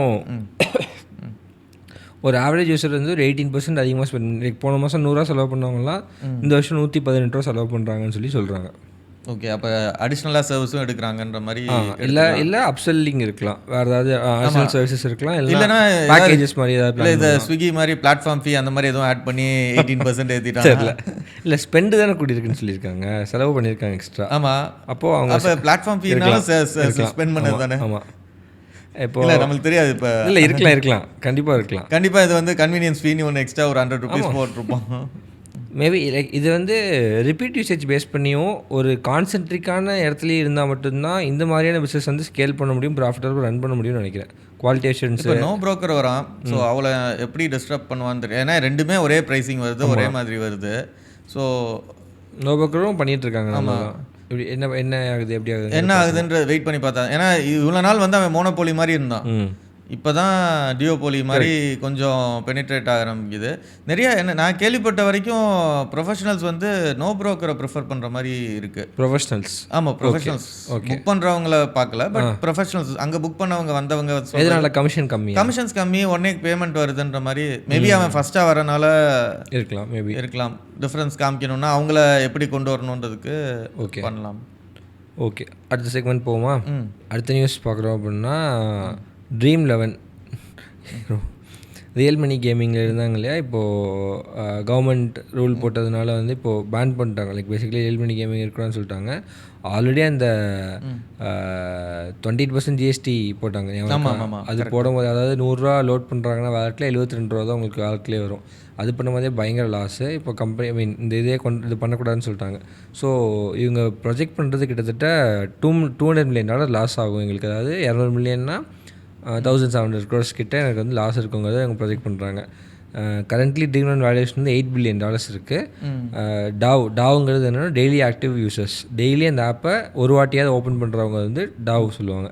ஸோ டாவ் வந்து 1 கோடி பேருக்கு மேலே இருக்காங்க. இந்தியாவில் 142 கோடி பேரில் வந்து 1 கோடி பேர் வந்து மினிமம் Dream11 ஆப்பை ஒரு நாளைக்கு ஒரு வாட்டி ஓப்பன் பண்ணுறாங்க. அதான் டாவ். ரெவன்யூ வந்து இப்போ வந்து $500 மில்லியன் மேலே இருக்குது. விச் இஸ் லைக் ஒரு 4400 crores மேலே ரெவன்யூ இந்த பாயிண்ட்டில் இருக்குது. இப்போ இந்த ரெவன்யூ லாஸ் ஆச்சு இல்லையா, ரியல் மணி கேமிங்கில் லாஸ் ஆகிறது வந்து ஆட்ஸ் பண்ணியோ கண்டென்ட் பண்ணியோ வந்து கொஞ்சம் அதை வந்து கொஞ்சம் பவுன்ஸ் பேக் பண்ண முடியும் அது எதிர்பார்க்குறாங்க. அது வந்து ஒரு $50 to $70 மில்லியன் பண்ண முடியும். $200 மில்லியன் இப்போ வந்து அது நமக்கு ஆப்பர்ச்சுனிட்டி லாஸ் இருக்குது. ஸோ இதை ரெக்கவர் பண்ணுறதுனா அதில் கொஞ்சம் கேட்சப் பண்ணுறதுக்கு வந்து $50 to $70 மில்லியன் வந்து கண்டென்ட் ஆட்ஸ் இதுலேருந்து எனக்கு வர முடியுமாங்கிறத எக்ஸ்ப்ளோர் பண்ணிகிட்டு இருக்காங்க. ஆக்சுவலாக எனக்கு இது கட் டவுன் பண்ணது மேலே எனக்கு பாசிட்டிவ் தான் வச்சுக்கோங்க. எனக்கு என்னென்னா இந்த லாட்ரி பேன் பண்ணது நல்ல விஷயம். இதெல்லாம் ஆனால் கொஞ்சம் சொல்லிட்டு பண்ணியிருக்கலாம். ஏதாவது அதுதான் நான் சொல்ல வந்தேன். ஆக்சுவலாக நானும் அங்கே தான் போகிறேன். ஏன்னா ஒரு இன்ஃப்ரா டீம்லாம் ரெடி பண்ணி வச்சுட்டாங்க. இது பண்ணுறது நல்லது. பட் என்னென்னா இது வந்து அவங்க பண்ண விதம் வந்து எனக்கு என்னென்னா ஒரு பிஸ்னஸ் சர்க்கிள்குள்ளே ஒரு அன்சர்டன்ட்டி கொண்டு வருது. இப்போ நாளைக்கு என்ன நடக்கும்? ஏன்னா இப்போ ரீசன்ட் டேஸாக பார்த்தா எல்லாமே இந்த மாதிரி ஒரு அன்சர்டன்ட்டிஸில் இருக்கும்போது இதனாலே பிஸ்னஸ் நிறைய ஃப்ளரிஷ் ஆகாது. உள்ளே வர்றதுக்கு பயப்படுவாங்க. அப்போ இவ்வளோ பெரிய Dream11க்கே இந்த நிலமைனா அப்போ நான் எதுவும் நம்பி ஆரம்பிக்கலாமா? ஸோ அந்த டவுட் வந்து உருவாக்கும். ஈஸ் டு டூ பிஸ்னஸ்ன்னு சொல்லும்போது எப்படி அது இதுக்கு ஆப்போசிட்டாக இருக்கணும். ஸோ அந்த மாதிரி ஒன்று கொண்டு வரோமா, அதுக்கு ஒரு டைம் கொடுக்கணும். நாங்கள் வந்து 5 இயர்ஸில் நாங்கள் பேன் பண்ண போகிறோம். ஸோ எனக்கு லாட்ரி பேன் பண்ணதில் இவ்வளோ இம்பேக்ட் ஆச்சான்ற மாதிரி எனக்கு தோணலை. ஏன்னா அங்கே வந்து அவ்வளோ பெரிய மார்க்கெட் கிடையாது. ஏன்னா மற்ற ஸ்டோர்ஸில் வித்துட்டு இருந்தாங்க. வெறும் லாட்ரி விற்கிறவங்கன்றது கம்மியாக இருந்துச்சு. லாட்ரி நடத்துகிறவன் இருந்தான், விற்கிறவன் வந்து மற்ற கடையோட வித்துட்டு இருந்தான், சைடாக வித்துட்டு இருந்தான். அதனால் அது பேன் பண்ணும்போது ஒரு பெரிய இம்பேக்ட் ஆச்சான்னா இருந்திருக்காது. சரி, பட் இங்கே வந்து அதெல்லாம் ஆகும். இல்லை ஒன்று அலோவே பண்ணியிருக்கக்கூடாது. ஆமாம், ஸ்டார்டிங்கில் இப்போ அலோவ் பண்ணிட்டோன்னா அப்போ ஸ்லோவாக தான் வித்ட்ரா பண்ணணுன்ற. இல்லை, அட்லீஸ்ட் இவங்களுக்கு ஒரு நோட்டீஸ் கொடுத்துக்கலாம். பப்ளிக்காக சொல்லாட்டியும் இவங்களுக்கும் வந்து உங்களுக்கு ஒரு ப்ரைவேட் நோட்டீஸ் மாதிரி கொடுத்து. இல்லை இதெல்லாம் வந்து திங்க் டேங்க் ஏதாவது ரொம்ப டைம் எடுத்து அவங்க ஃபீட்பேக் வாங்கி எப்படி நீ ஆல்டர்னேட்டிவ்க்கு மூவ் ஆக போகிற, உனக்கு என்ன அதுக்கு பெனிஃபிட் கொடுக்குறோம், மேபி இவங்களுக்கு வேறு என்ன பெனிஃபிட் கொடுக்க போகிறோம், டேக்ஸ் உனக்கு டேக்ஸ் எக்ஸம்ஷன் கொடுக்குறேன், இன்னொரு பிஸ்னஸ் ஆரம்பிக்கிற. இல்லை இப்போ இவங்களே துபாய் மூவ் ஆகிறாங்க. இல்லை அது இல்லை, இந்த கம்பெனிஸ் இது பண்ண உடனே எல்லாருமே இப்போ வந்து அவங்க HQ மாற்றுறாங்க. ஸோ டாக்ஸ் இன்கம் நம்ம வராது இப்போ பேசிக்கலி. இல்லை நான் என்ன கேட்குறேன்னா அவங்க இதை விட்டு வெளியே வரட்டும். இல்லை அட்லீஸ்ட் அவங்க வேறு கம்பெனி ஆரம்பிக்கிறேன்னா நான் பேன் பண்ணுறேன், அப்போ நீ வேறு கம்பெனி ஆரம்பி, உனக்கு இவ்வளோ நாள் உனக்கு சலுகை வரப்போகுது. ஸோ அப்போ அட்லீஸ்ட் அவனுக்கு என்ன ஆகும்னா, ஓகே இது போச்சுனால நான் இன்னொன்று ஆரம்பிக்கிறதுக்கு எனக்கு ரிஸ்க் எடுக்கிறதுக்கு ஒரு சலுகை கிடைக்குது. சரி, ஜென்ரலாக பாப்புலேஷனில் ஆடியன்ஸில் ஜென்ரல் பாப்புலேஷன் அதாவது சிட்டிசன்ஸ்க்கு வந்து நல்லது தான். ஏன்னா நிறைய பேர் அன்னவேராக வந்து சின்ன சின்ன அமௌண்ட்டாக விட்டு ஒரு க்ரீட் ஃபார்ம் ஆகி பெரிய அமௌண்ட் வர்றதுக்கான ஸ்கோப் கேம் தியரி தான் அது நிறையா பண்ணுறாங்க. ஆனால் ஒரு பிஸ்னஸ் சைட்லேருந்து பார்க்கும்போது, அதாவது ஃபவுண்டரோட பிஸ்னஸ் சைட்லேருந்து பார்க்கும்போது, அது வந்து ஒரு borderline activity, borderline பிஸ்னஸாக, பார்டர் லைன் ஒரு டார்க் பேட்டர்ன் இருக்கிற ஒரு ஆக்டிவிட்டியாக இருந்தாலுமே வந்து அவங்கக்கிட்ட இப்போ அதை சுற்றியே ஒரு எக்கோசிஸ்டம் உள்ள இருக்கும். அதை சுற்றி ஒரு எம்ப்ளாய்மெண்ட் வந்துருக்கும், இருப்பாங்க. ஸோ அவங்க டிரான்சிஷனுக்கு வந்து என்ன எனேபிள் பண்ணுறோன்னு ஒரு கவர்மெண்ட் யோசிச்சு பண்ணியிருக்கலாமோ. இவங்க இந்த டெசிஷனை வந்து இப்போது லைக் நான் சொல்கிறது ட்ராஜிக்கான இன்சிடென்ட்ஸ் ஆக்சிடென்ட்ஸ் நடந்திருக்கு இந்த RMG games like real money gaming platforms எல்லாம் நடந்திருக்கு. அப்போ எடுக்காத டிசிஷன் வந்து இப்போ திடீர்னு எடுத்ததில் வந்து என்ன எதனால் எடுத்தாங்க நமக்கு தெரில. நம்ம பர்வியூலேருந்து பார்க்கும்போது இது தெரியுது. பட் அவங்களோட தீசிஸோ ஜட்மெண்ட்டோ வேறு ஏதாவது ஜட்மெண்ட் எடுத்தது கரெக்டு. நான் என்ன சொல்கிறேன்னா அவங்களுக்கு என்ன சலுகை கொடுக்க போகிறோம். அப்போ பிஸ்னஸ்க்கு வந்து என்னென்னா இந்த மாதிரிலாம் சலுகை கொடுக்குறாங்கன்னா பிஸ்னஸ்க்கு நல்லாயிருக்கும். ஓகே இந்த மாதிரி எடுத்திருக்காங்க பட் நம்மளுக்கும் சப்போர்ட் பண்ணுறாங்க. அப்போ நம்ம மூவ் ஆன் ஆகிறதுக்கு ஹெல்ப் பண்ணுறாங்க, தூக்கி விடுறதுக்கு ஹெல்ப் பண்ணுறாங்க, அந்த மாதிரியாவது ஃபீல் ஆகும். பட் இது வந்து என்னென்னா நான் அப்ரப்டாக கட் பண்ணிட்டேன்ற மாதிரி எனக்கு ஃபீல் ஆச்சு. இல்லை அப்படிதான் அதான் பண்ணியிருக்காங்க. பட் இப்போ நீ சொன்ன மாதிரி அவங்க வந்து என்ன பண்ணுவாங்க, அப்போ ஸ்பின் ஆஃப் பண்ணிட்டு நான் இன்னொரு ஹெட் குவார்ட்டர்ஸ் மாற்றுறேன், நான் அங்கேருந்து ஈஸி இப்போ இந்த விபிஎன் போட்டு நீ போன்ற மாதிரி எல்லாம் இல்லீகலாக கொண்டு வர பார்ப்பாங்க. ஸோ அப்போ அட்லீஸ்ட் இவங்க டிரான்சிஷன் ஆனாலாவது இது இல்லைன்றாவது மாறும். இப்போ இது எல்லாமே இல்லீகலுக்கு போக ஆரம்பிக்கலாம். தெரில பார்ப்போம் என்ன நடக்குதுன்னு. ஏன்னா இப்போ இதெல்லாம் வந்து இல்லீகலாக மணி வெளியே போக ஆரம்பிச்சுன்னா இன்னும் மோசமாக தான் இருக்கும். ஏன்னா இந்த பேட்டர்னில் இருக்கிறவங்க வேறு மோடுக்கு போவாங்க. பட் எனக்கு தெரிஞ்சு இல்லை HQ தான் மாற்றுறாங்க. ஸ்டில் ஆக்டிவிட்டி அண்ட் யூசர்ஸ் ஃபுல்லாகவே இந்தியாவில் இருக்க போகிறாங்கன்னு நினைக்கிறேன். அதாவது துபாயில் வந்து துபாயோட சர்வரில் கனெக்ட் பண்ண முடியுமான்னு இருக்காது. ஏன்னா யூசர்ஸ்லாம் இங்கே தான் இருக்காங்க, ட்ரீம் இன்வெஸ்டர்ஸில் இந்தியாவில் தான் இருக்காங்க. அவங்க ஹெட் குவார்ட்டர்ஸை மூவ் பண்ணுறாங்க அங்கே, அவ்வளோதான். மற்றபடி யூசர்ஸை எதுவும் மாற்ற போகிறதில்ல. ஓகே, அடுத்த செக்மெண்ட்டுக்கு போகலாம். அடுத்த செக்மெண்ட் வந்து international tech and start up news plan பண்ணுறோம். ஸோ இது வந்து நான் மெட்டாவோட அந்த மெட்டா கனெக்ட்னு ஒரு ப்ரோக்ராம் பண்ணுவாங்க. அவங்க டெவலப்பர் ஈவெண்ட் இது பண்ணுவாங்க. அதில் வந்து மெட்டா ரேபான் முன்னாடி லான்ச் பண்ணிட்டாங்க. அது ரொம்ப வருஷம் லைக் 2 இயர்ஸாக இருக்குதுன்னு நினைக்கிறேன். இப்போது லாஸ்ட் இயர் வந்து ஒரு ப்ராடக்ட் வந்து அவங்களோட R&Dயில் பண்ணிகிட்ருக்காங்கன்னு சொல்லி காமிச்சாங்க. அதாவது ஆனால் அதோட பில் ஆஃப் மெட்டீரியல்ஸ் மட்டும் கிட்டத்தட்ட $10,000 மேலே போச்சு. பில் ஆஃப் மெட்டீரியல்ஸ்னால் அந்த ப்ராடக்ட் பண்ணுறதுக்கான காஸ்ட், இந்த என்னென்னா மெட்டீரியல்ஸ் யூஸ் பண்ணியிருக்காங்களோ அதோட காஸ்ட் மட்டும் $10,000 மேலே போச்சு. ஆனால் இந்த வாட்டி ரேபான் மெட்டா வந்து அதோட வெர்ஷன் 2 லான்ச் பண்ணியிருக்காங்க. அது $299. அதே எனக்கு தெரிஞ்சு அதே ப்ரைஸ் தான் நீங்கள் லான்ச் பண்ணியிருக்காங்க. இந்தியாவில் 25K இருக்குது. அது ஒன்றும் இல்லை, அது ஜஸ்ட் கேமரா லான்ச் பண்ணிட்டாங்களா? அது 25,000 ஓகே கிளாஸு. அது வந்து கேமரா மட்டும் இருக்கும், உங்களால் டிஸ்பிளே கிடையாது, கேமரா மட்டும் இருக்கும். பழைய வெர்ஷன் சொல்கிறேன். இப்போ லான்ச் பண்ண வருஷன்லேயுமே மெட்டா ரேபான் வந்து அதே விதம் வெயிட் குறைஞ்சிருக்கு. வேஃபேரர்னு சொல்லுவாங்க, வெயிட் குறைஞ்சிருக்கு. அப்புறம் இப்போ இந்த வருஷம் லான்ச் பண்ணது வந்து டிஸ்பிளே, மெட்டா விஷன் டிஸ்பிளே அப்படின்னு சொல்லிட்டு லான்ச் பண்ணியிருக்காங்க. அதில் வந்து கண்ணாடியில் பாட்டம் ரைட் சைட் லென்ஸில் வந்து டிஸ்பிளே இருக்குது. ஒரு 1.5 இன்ச்சு எவ்வளோ டிஸ்பிளே ஒன்று குட்டி வச்சுருக்காங்க. அது வந்து எனக்கு பயங்கர வியப்பாக இருந்துச்சு. அதாவது 1 இயர் பேக் வந்து கிட்டத்தட்ட $10,000 மேலே காஸ்ட் மட்டும் இருந்த ப்ராடக்ட்டில் R&D இருந்த ப்ராடக்டை ஒரு வருஷத்துலேயே வந்து இந்த ப்ராடக்ட் வந்து $800. ஓகே, இந்த விஷயங்கிறது வந்து டிஸ்பிளேங்கிறது $800 மாஸ் மார்க்கெட் ப்ராடக்ட். அதாவது எல்லாத்துக்கும் ஒரு லைக் உங்களுக்கு லேண்டிங் காஸ்ட் வந்து $800. எல்லோரும் கடைக்கு போய் $800 கொடுத்து வாங்கிக்கலாம் நிறைய. ஓகே, இந்த அடுத்த மாதம் அக்டோபர்லேருந்து அது வாங்கிக்கலாம்னு நினைக்கிறேன். ஸ்டோரில் மட்டும் தான் அவைலபிளாக இருக்குது இப்போதைக்கு. ஸ்டோரில் போய் வாங்கணும் வாங்கிக்கலாம்னு சொல்லிட்டு அனௌன்ஸ் பண்ணிட்டாங்க. எதுவும் லாஸ்ட் மேக்கிங்கில் விற்கிறாங்களா? எக்ஸ்பாக்ஸ்லாம் விற்கிறாங்கல்ல, அந்த மாதிரி எதுவும் மாடலா இல்லை இன்னும் தெரியல, எனக்கு அதை பற்றி டீட்டெயில்ஸ் தெரில. பட் எனக்கு மோஸ்ட்லி இருக்கலாம். லாஸ்ட்டில் காஸ்ட் டு காஸ்ட் இருக்கலாம். ஏன்னா இப்போ தான் இந்த மார்க்கெட் ஆகிட்டு இருக்கு. இது VR AR மார்க்கெட் இப்போ தான் கொஞ்சம் ஆப்பிள் விஷன் ப்ரோ பண்ணாங்க. பட் அது வந்து மொத்தமே வந்து பண்ணார் 10,000 யூனிட் அன்றே பண்ணார். கூகுள் கிளாஸ் முன்னாடியே பண்ணாங்க. HTC அதுக்கு முன்னாடி பண்ணாங்க. HTC ஃபஸ்ட்டு கிளாஸ் பண்ணாங்க. ஸோ அவங்க மேலேருந்துலாம் பறந்து வந்து ஆடு கொடுத்தாங்கல்ல கூகுள் கிளாஸ். ஆமாம்மா, இல்லை டேக் ஆஃப் ஆகலை இப்போ. ஆனால் எனக்கு தெரிஞ்சு மெட்டா இதை ஜென்ரலாக meta is known for distribution. ஏதாவது பண்ணுறான் அப்படின்னா வந்து அவன் பேரே வேறு மெட்டான்னு மாற்றி வச்சான். அதாவது ஃபேஸ்புக்குங்கிற பேரை வந்து மெட்டான்னு சொல்லிட்டு அவன் லைக் மார்க்கெட்ஸ்லேயே வந்து நேம் வந்து எனக்கு ஸ்கிரிப்டை மாற்றுங்கன்னு மாற்றினாங்க. ஸோ எனக்கு தெரிஞ்ச ஹையர் ப்ராபபிலிட்டி இருக்குது. ப்ளஸ் இந்த ப்ரைஸ் பாயிண்ட்டில் இருக்குது அப்படின்னா அடாப்ஷன் இருக்கிறதுக்கான வாய்ப்பு கொஞ்சம் அதிகமாக இருக்குது. ஏன்னா இப்போது அது எப்படி இருக்குது அப்படின்னா ஒரு கிளாஸ் இருக்குது, ஒரு நியூரல் பேண்ட் இருக்குது. இது 2 தான் ஆக்சுவலி. ஒரு பாக்ஸ் இருக்குது உள்ளே வச்சு கண்ணாடி நாவல் கண்ணாடி பாக்ஸ் இருக்குல்ல, மாதிரி பாக்ஸ் இருக்குது. அந்த கேஸில் வச்சோம் அப்படின்னா சார்ஜ் ஏறுது. கையில் ஒரு நியூரல் பேண்ட், இது மாதிரி நியூரல் பேண்டை மாட்டிக்கிறாங்க. இது மாட்ட என்ன பண்ணுதுன்னா இது வந்து மசிலோட மூவ்மெண்ட்ஸை பேஸ் பண்ணி அதை வந்து நம்ம கையில் வந்து இப்படி மூவ் பண்ணுறது. கையில் நீங்கள் எழுதுறீங்க, அதாவது இந்த விஷன் ப்ரோ மாதிரி சொல்கிறேன். விஷன் ப்ரோலையும் அந்த கை மூவ்மெண்ட்டில் தான் நீங்கள் அது வந்து டேப்பு ஜெஸ்டர்ஸ் பேஸ் பண்ணிருக்கல, அதே மாதிரி ஜெஸ்டர்ஸ் இருக்குது இதுலையும். விஷன் ப்ரோ மாதிரியே தான், பட் அது கேமரா வச்சு பண்ணும். ஆமாம், அது கை ரிஸ்பேண்டோட மாட்டி அதில் வந்து மசிலோட மூவ்மெண்ட் ஏதோ ட்ராக் பண்ணி வந்து அது பண்ணுது. அது வந்து இந்த விஷன் ப்ரோ $3,500 சார்ஜ் பண்ணாங்க. கரெக்டாக இன்னொன்று வெயிட்டாக இருக்கும், சார்ஜ் நிற்காது, நிறைய இந்த மாதிரி இஷ்யூஸ் இருந்துச்சு.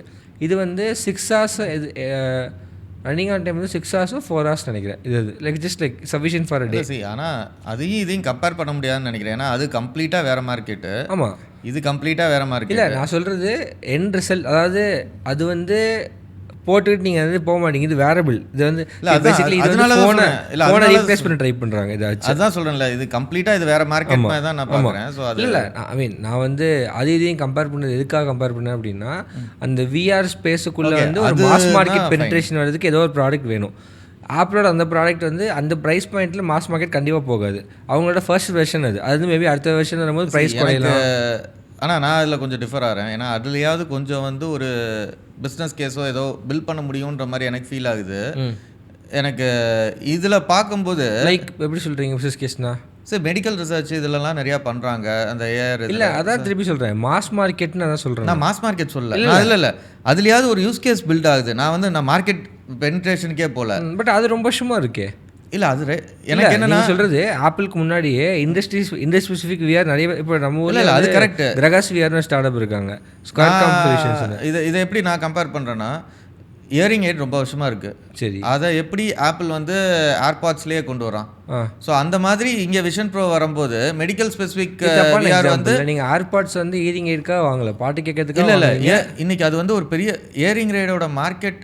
எங்கள் அப்பாவுக்கு இயரிங் எய்ட் வாங்கினால எனக்கு தெரியும் அதோட. இல்லை நான் இயரிங் எய்ட் பேசல, நான் சொல்கிறது ஏர்பாட்ஸ் வாங்குறதுக்கான ப்ரைமரி பர்பஸ் வந்து பாட்டு கேட்குறதுக்கு. கரெக்டாக அதோட அடிஷ்னல் ஃபீச்சராக தான் இந்த இது வருது. பட் ஒருத்தங்க வந்து ஆப்பிள் விஷன் ப்ரோ வாங்குறாங்க அப்படின்னா அவங்களோட ப்ரைமரி பர்பஸ் வந்து அந்த மெடிக்கல் லெட்ஸே இப்போ ஆப்ரேட் பண்ணுறதுக்கு வந்து ஒரு டீச்சிங்க்கோ ட்ரைனிங் ஒரு ப்ரோக்ராமோ இருக்குது அப்படின்னா அதுக்கு ஆல்ரெடி எக்ஸிஸ்டிங் டூல்ஸ் இருக்குது, ப்ராடக்ட்ஸ். நான் அப்படி பார்க்கல. இப்போ எப்படின்னா அதோட நான் பெனிஃபிட்ஸ்லாம் பார்க்கும்போது என்னன்னா, மல்டி விண்டோவில் நீ ஒர்க் பண்ணுற, ஒரு பெரிய காம்ப்ளிகேட்டட் ப்ராஜெக்ட்ஸில் ஒர்க் பண்ணுற அந்த இடங்கள்லாம் அது வந்து கொஞ்சம் யூஸ்ஃபுல்லாக வருமோன்னு நினைக்கிறேன்.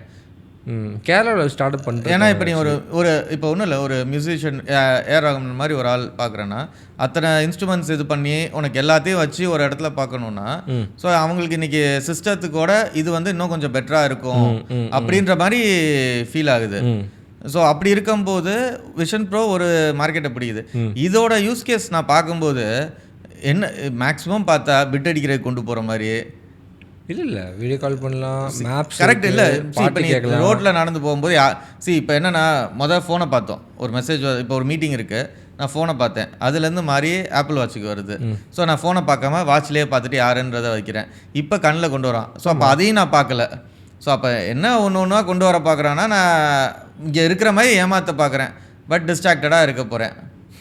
ஸோ எனக்கு பார்த்த பிஸ்னஸ் யூஸ் கேஸ் வந்து இந்த மாதிரி தான் இருக்குது. இதை தாண்டி இப்போ ரியல் வேர்ல்டில் நான் நடந்து போகும்போது ஒரு சின்ன யூஸ் கேஸ் நல்லாயிருக்கும். ஒரு கூகுள் மேப்ஸ் பார்க்குறதுக்கு பதில் நடந்து போகும்போது இப்படி பார்த்துட்டு நடக்கிறது, கீழே பார்த்து நடக்காமல் இருக்கிறதுக்கு ஒரு சின்ன லெவலில் இருக்குது. பட் அதை தாண்டி நான் என்ன இப்போ தான் வந்து ப்ராடக்ட் வந்து என்னை பொறுத்தளவுக்கு வந்து இது ஒரு இன்ஜினியரிங் மார்வல். நான் இப்போ இன்றைக்கி தேதிக்கு என்ன சொல்லுவேன் அப்படின்னா, $800 வந்து ஒரு ப்ராடக்டை வந்து லான்ச் பண்ணி இந்த ப்ரைஸ் பாயிண்ட்டில் இந்த டெக்கை வந்து அவங்க கொண்டு வந்து காமிச்சிட்டான். இப்போ தான் ஸ்டார்ட் பண்ணியிருக்காங்க. டெவலப்பர் டூல்ஸ் வரும், ஆப்ஸ் வரும், மார்க்கெட் பிளேஸ் வரும், இதுக்கப்புறம் வரும். பிஸ்னஸ் யூஸ் கேஸ் வந்து ஃபிகர் அவுட் பண்ணுவாங்க. பட் ஒரு new type of interfering with the வேர்ல்டுன்னு இருக்குல்ல, நம்ம வந்து ஒரு வேர்ல்டோட எப்படி நம்ம வந்து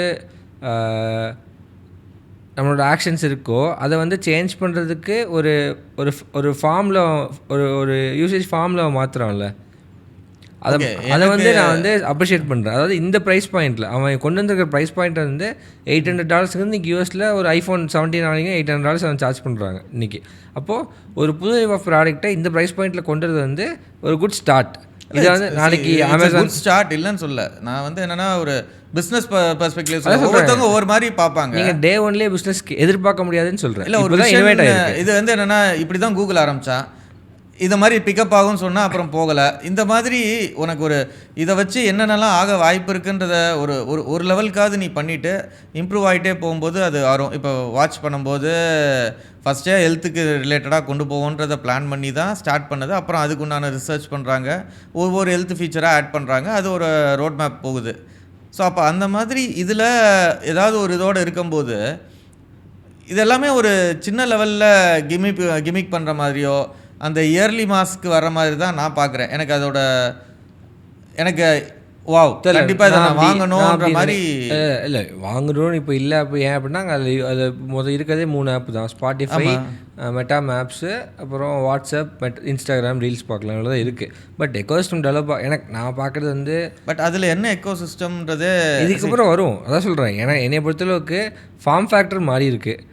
ரொம்ப ஜென்ரேஷன்ஸ்க்கு அப்புறம் ஒரு ஃபார்ம் ஃபேக்டர் மாறி இருக்கு அப்படின்னா அது எப்படி பிக்கப் ஆகுது? இல்லை அதான் இல்லை ஃபார்ம் ஃபேக்டர் மாறி ரொம்ப நாள் ஆச்சு. ஆப்பிள் இது கூகுள்லேருந்து இருக்குது, கூகுள் கிளாஸ்லேருந்து நம்ம இந்த ஃபார்ம் ஃபேக்டர் இல்லையே உங்களுக்கு மாறுதுன்னா டெமோக்ரட்டைஸ் ஆகணும்.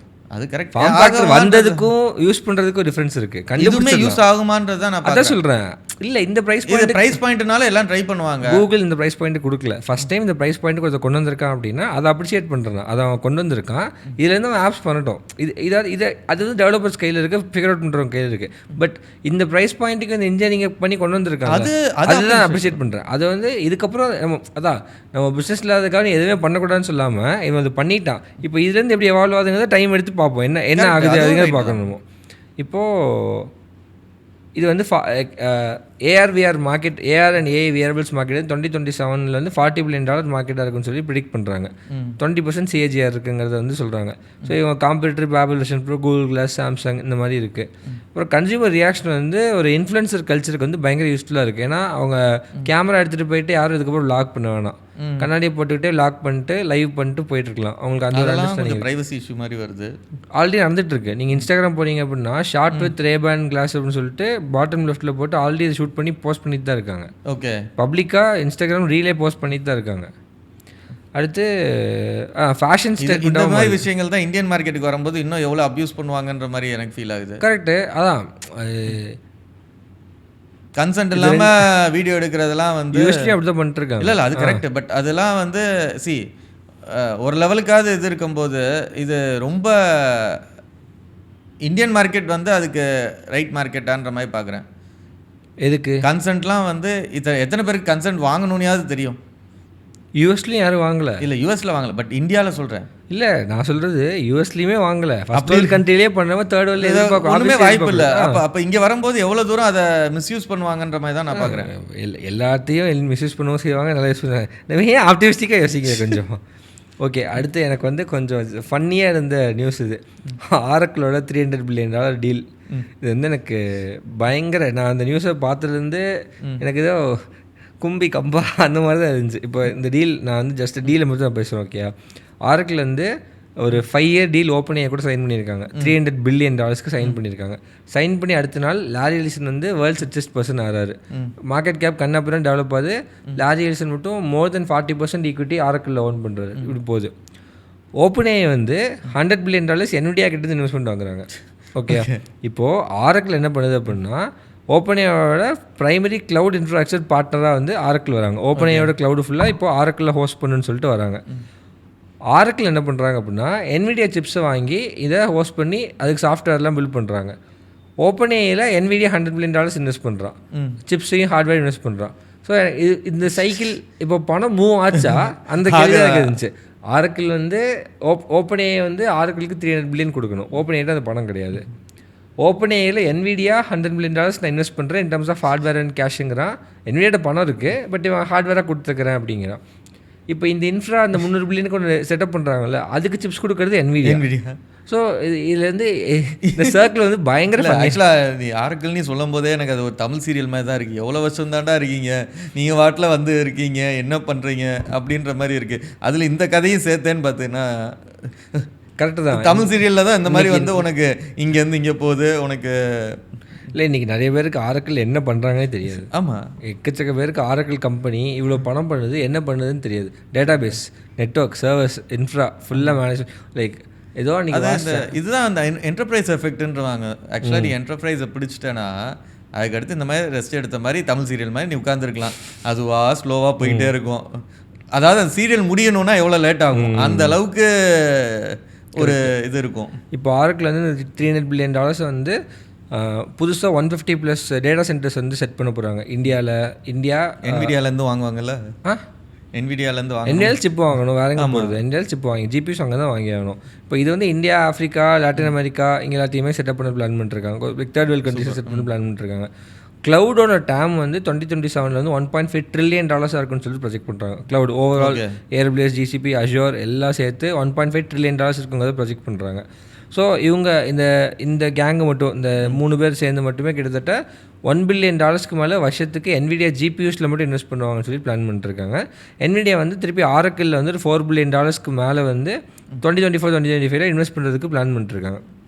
மாற்றி இவங்களுக்குள்ளே தான் இன்வெஸ்ட் பண்ணுறாங்க திருப்பி. இப்போ இந்த ஸ்டார்கேட் ப்ராஜெக்ட்டுக்கும் இவங்க தான் ஃபுல்லாக இது டெக்ஸஸில் பில்ட் பண்ணிட்டுருக்காங்க. பெரிய சர்வர் பண்ணிட்டுருக்காங்க. அதுக்கும் இவங்க தான் திருப்பி பேக் பண்ணுறாங்க. அதான் ஆரக்கிளோட ஒர்க் லோட் ஷேர் வந்து 6%லேருந்து டபுள் ஆகிடுச்சு 12 மாதத்தில். அவங்களோட ஒர்க் லோட் ஷேர் டபுள் ஆகிருக்கு. லைக் இதெல்லாம் வந்து சான்ஸே கிடையாது வருது. ஸோ மேபி என்ன ஆகும் அப்படின்னா AWS GCPக்குலாம் வந்து பயங்கர டஃப் காம்படிஷன் வரும். லைக் அவங்க எக்ஸ்டென்சிவாக பில்ட் பண்ணிட்டாங்க இப்போ. பட் ஆரக்கிள் வந்து இப்போ உள்ளே வரது 150+ டேட்டா சென்டர்ஸ் போடும்போது க்ளவுடோட காஸ்ட் குறையும். வர இன்னும் கொஞ்சம் காஸ்ட் குறையும். பட் AWS அளவுக்கு எக்ஸ்டென்சிவாக பில்ட் பண்ணுறதுக்கான டைம் எவ்வளோ ஆகுங்கிறதையும் பார்க்கணும். மேபி இவங்க என்டர்பிரைஸ் மட்டும் ஃபோக்கஸ் பண்ணலாம். SMBஸ்க்கு பண்ணுவாங்கன்னு நினைக்கிறேன். ஏன்னா ரிட்டர்ன்ஸ் அங்கே தான் இருக்கும், காசு அங்கே தான் இருக்கணும். அங்கே மட்டும் ஃபோக்கஸ் பண்ணுறதுக்கான வாய்ப்பு அதிகமாக இருக்குது. ஏன்னா இவங்க அதிலே பழகினவங்களா இருக்கிறனால ஸோ இன்னொன்று இறங்குறதுக்கு யோசிப்பாங்கன்ற மாதிரி எனக்கு தோணுது. கரெக்ட், வாய்ப்பு அதிகம் அதுதான். அடுத்து இதுவும் ஒரு நல்லது, TikTok US acquisition. China company ByteDanceோட ப்ராடக்ட் டிக்டாக் அவங்க யூஎஸில் ட்ரம்ப் வந்தோடனே பேன் அனௌன்ஸ் பண்ணாங்க. அப்புறம் US கவர்மெண்ட் அதை ஓன் US என்டிட்டியோ மீன்வைல் இன்பிட்வீன் வந்து US கவர்மெண்ட் வந்து ஈக்குவிட்டி வச்சிருக்குன்னு பேசிகிட்டு இருந்தாங்க. இப்போ இன்டெல் வந்து கவர்மெண்ட் இன்வெஸ்ட் பண்ணுறதை பற்றி பிளான் பண்ணிட்டுருக்காங்க. இன்டெல் CEO அதை மாற்றி அது பிளான் பண்ணிட்டு இருந்தாங்க. இப்போ இந்த டீல் பார்க்குறோம் அப்படின்னா $38 billion டீல். $38 billion வந்து சில்வர் லேக்கும் ஜென்ரல் அட்லாண்டிக்கும் சேர்ந்து இந்த டீலை வந்து க்ளோஸ் பண்ணுறாங்க. அதாவது டிக்டாக்கோட US பிஸ்னஸ் மட்டும், டிக்டாக் சைனாவில் இருக்குது, மற்ற கண்ட்ரீஸில் இருக்குது. டிக்டாக் US பிஸ்னஸை மட்டும் $38 billion வந்து சில்வர் லேக்கும் ஜென்ரல் அட்லாண்டிக்கும் வாங்குறாங்க. இதில் Spotify ஒரு 8% எடுத்துக்கிறான். ஓகே, எனக்கு தெரிஞ்சு எதுக்காக இருக்கும் அப்படின்னா டிக்டாக்ல அந்த சவுண்ட் வந்து பார்ட்னர்ஷிப் பண்ணணும்ல, அதுக்கு வந்து அந்த மாதிரி தான் சைன் பண்ணியிருப்பாங்கன்னு நினைக்கிறேன். ஸோ டிக்டாக் இது போடணுன்னாவே உனக்கு நிறையா மியூசிக்ஸ் கொலாபரேஷன். ஸோ இது வரைக்கும் நடந்ததுலேயே வந்து லார்ஜஸ்ட் சோஷியல் மீடியா அக்விசிஷன் வந்து இதுதான் $38 billion. எனக்கு தெரிஞ்சு ப்ரீவியஸ் லார்ஜஸ்ட் வந்து வாட்ஸ்அப் $18 billion. ஃபேஸ்புக் வந்து வாட்ஸ்அப் 18 பில்லியனுக்கும் 17 பில்லியனுக்கும் வாங்கின ஞாபகம் இருக்குது. ஸோ $38 billion தான் லார்ஜஸ்ட்டு. நீங்கள் யூசர் ஸ்டாட் எடுத்து பார்த்தீங்க அப்படின்னா US பாப்புலேஷன் இன்றைக்கி 300 மில்லியன், 330 நினைக்கிறேன். யூஎஸில் மந்த்லி ஆக்டிவிட்டிஸ் வந்து டிக்டாக்கு 150 மில்லியன், 33 கோடி பேர் அந்த ஊரில் இருக்காங்க. டோட்டல் பாப்புலேஷன் 15 கோடி பேர் மந்த்லி ஒரு வாட்டியாவது டிக்டாக் ஓப்பன் பண்ணுறாங்க ஆப்பை. Okay, like Crazy distribution. என்ன கேட்டிங்கன்னா ஆட் ரெவன்யூ மட்டும் 5.5 பில்லியன் டிக்டாக் யூஎஸில் மட்டும். யூஎஸோட ஆட் ரெவன்யூ மட்டும், குளோபலாக சொல்ல, சைனாலாம் சொல்ல. டிக்டாக் என்ன அவ்வளோ பெட்டராக பண்ணான்னு தெரியல. அங்கே அவன் ஆட்லேருந்து எல்லாமே வந்து அந்த US மார்க்கெட்டை வந்து டிக்டாக் அல்காரிதம் தான் பெஸ்ட்டு. அல்காரிதத்தில் வந்து ரொம்ப ஃபோக்கஸ் பண்ணி, ப்ளஸ் டிக்டாக் ஷாப் வந்து பயங்கர ரீச். அதாவது இப்போ நம்ம ஊரில் அஃபிலியேட் லிங்க்ஸ் பண்ணி அப்செல் பண்ணுறாங்கல்ல, அவங்க டிக்டாக் எப்படி இருக்குன்னா ஒரு டிக்டாக்ல கிரியேட்டர் வீடியோ போடுறாங்க அப்படின்னா உங்களுக்கு கீழே அந்த ஆப் அந்த ப்ராடக்ட்டை வாங்குறதுக்கான லிங்க் வந்து எல்லாமே கொடுக்கும். காமர்ஸ் உள்ளே முடிச்சிடுறான். அதாவது வெளியே ஷாப்பிஃபைக்கும் எங்கேயே போக வேணாம். டிக்டாக்கே அவன் ஓன் காமர்ஸ் பிளாட்ஃபார்ம் வச்சுருக்கான். ஓகே, அங்கேயே டிரான்சாக்ஷன் முடிஞ்சிடும். Enough transaction. நீங்கள் ஒரு வீடியோ பார்க்குறீங்க, அது கிரியேட்டர் வந்து ஒரு ஷர்ட் போட்டிருக்காங்க, இல்லை ஒரு ஃபோன் வச்சுருக்காங்க, இல்லை ஒரு வாட்ச் வச்சுருக்காங்க அப்படின்னா கீழே லிங்க்ஸ் இருக்குது. இந்த வாட்ச், இந்த ஷர்ட், இந்த ஃபோன் நீங்கள் வாங்கணுமா அப்படின்ட்டு அது கிளிக் பண்ணால் நமக்கு இப்போ ஃப்ளிப்கார்ட்டுக்கும் அமேசானுக்கும் ரீடைரக்ட் ஆகுது இல்லை. இங்கே காமர்ஸ் அங்கேயே முடிஞ்சுது. டிக்டாக் ஷாப்னு வச்சு அதுலேயே ஃபுல்லாக முடிச்சிடுறான். அதுலேயும் கமிஷன் எடுத்துக்கிறான். நல்ல ஐடியா. ஆக்சுவலாக அந்த கிரியேட்டர்ஸ் தான் நிறையா வராங்க தெரிஞ்சா அவங்களுக்கு எப்படினாலும் இன்ஃப்ளூயன்சர் மார்க்கெட்டிங் வருது. அப்போ அவங்களுக்கு என்னென்னலாம் பண்ணி கொடுப்போன்றதை நல்லா மார்க்கெட்டை நல்லா ஸ்டடி பண்ணி அவங்களுக்குன்னு ஒரு ஃபீச்சரை பண்ணி நல்லா. இப்போ இதில் என்ன காமெடி என்னென்னா ஒரு $6 billion வந்து 38ல் ஒரு $6 billion வந்து 2028 வரைக்கும் வரப்போகிற காப்பிரைட் ஸ்ட்ரைக்ஸ்க்கு வந்து அலோகேட் பண்ணியிருக்காங்க. US கிரியேட்டர்ஸ்க்கு வந்து அந்த கிரியேட்டர் பணம் கொடுக்கறதுக்கும் காப்பிரைட் ஸ்ட்ரைக்ஸ் கொடுக்கறதுக்கு மட்டும் $6 billion அலோகேட் பண்ணியிருக்காங்க 2028 வரைக்கும். அப்புறம் புதுசாக அக்விஷன் ஆனதுக்கப்புறமா, ஏன்னா இப்போது சைனா என்டிட்டியும் US என்டிட்டியும் பிரிஞ்சிருச்சு இல்லையா, இப்போ இங்கே மட்டும் 3500 நியூ ஜாப்ஸ் கிரியேட் ஆயிருக்கு. இந்த என்டிட்டி ஃபுல்லாக அக்யூட் பண்ணதுனால 3000 நியூ ஜாப்ஸ் வந்து கிரியேட் ஆயிருக்கு டிக்டாக்லேருந்து. ஸோ ரெகுலேட்டரி கான்டெக்ஸ்ட்டில் பார்க்கும்போது மோஸ்ட் ரெகுலேட்டட் US சோஷியல் ஆப்பாக இதுதான் இருக்குங்கிற மாதிரி சொல்கிறாங்க. ஸோ மியூசிக் இன்டெகிரேஷனில் Spotify வந்து எக்ஸ்க்ளூசிவ் பார்ட்னர்ஷிப் போட்டிருக்காங்க. ஸோ அந்த கிரியேட்டரோட பே அவுட்ஸ் இருக்கும்ல, அது வந்து 18 to 25% வந்து இது வந்து இன்க்ரீஸ் ஆகும்னு நினைக்கிறாங்க. ஸ்பாட்டிஃபையோட பார்ட்னர் படி பண்ணனால ஸ்பாட்டிஃபையோட கிரியேட்டர்ஸ் இருப்பாங்களே, அது இப்போ நம்ம ஊரில் அனிருத்தோ இல்லை ஏஆர் ரஹ்மானோ இருக்காங்க அப்படின்னா, நம்ம அந்த பாட்டை கேட்டோம் அப்படின்னா அவங்களுக்கு ஒரு போர்ஷன் ஆஃப் ரெவன்யூ போகும் இல்லையா. அதே மாதிரி இப்போது டிக்டாக் கூட அவங்க பார்ட்னர் பண்ணியிருக்காங்க. ஸோ டிக்டாக்ல இன்னப்போ அவங்க பாட்டை யூஸ் பண்ணுவாங்கல்ல, ஸோ அதை ப்ளே இங்கேயும் ப்ளே ஆகும். கரெக்டாக இந்த ப்ளே ஆகும்போது அவங்களுக்கு அந்த ஆட்ல ஒரு ரெவன்யூ ஸ்பாட்டிஃபைக்கு போகும்.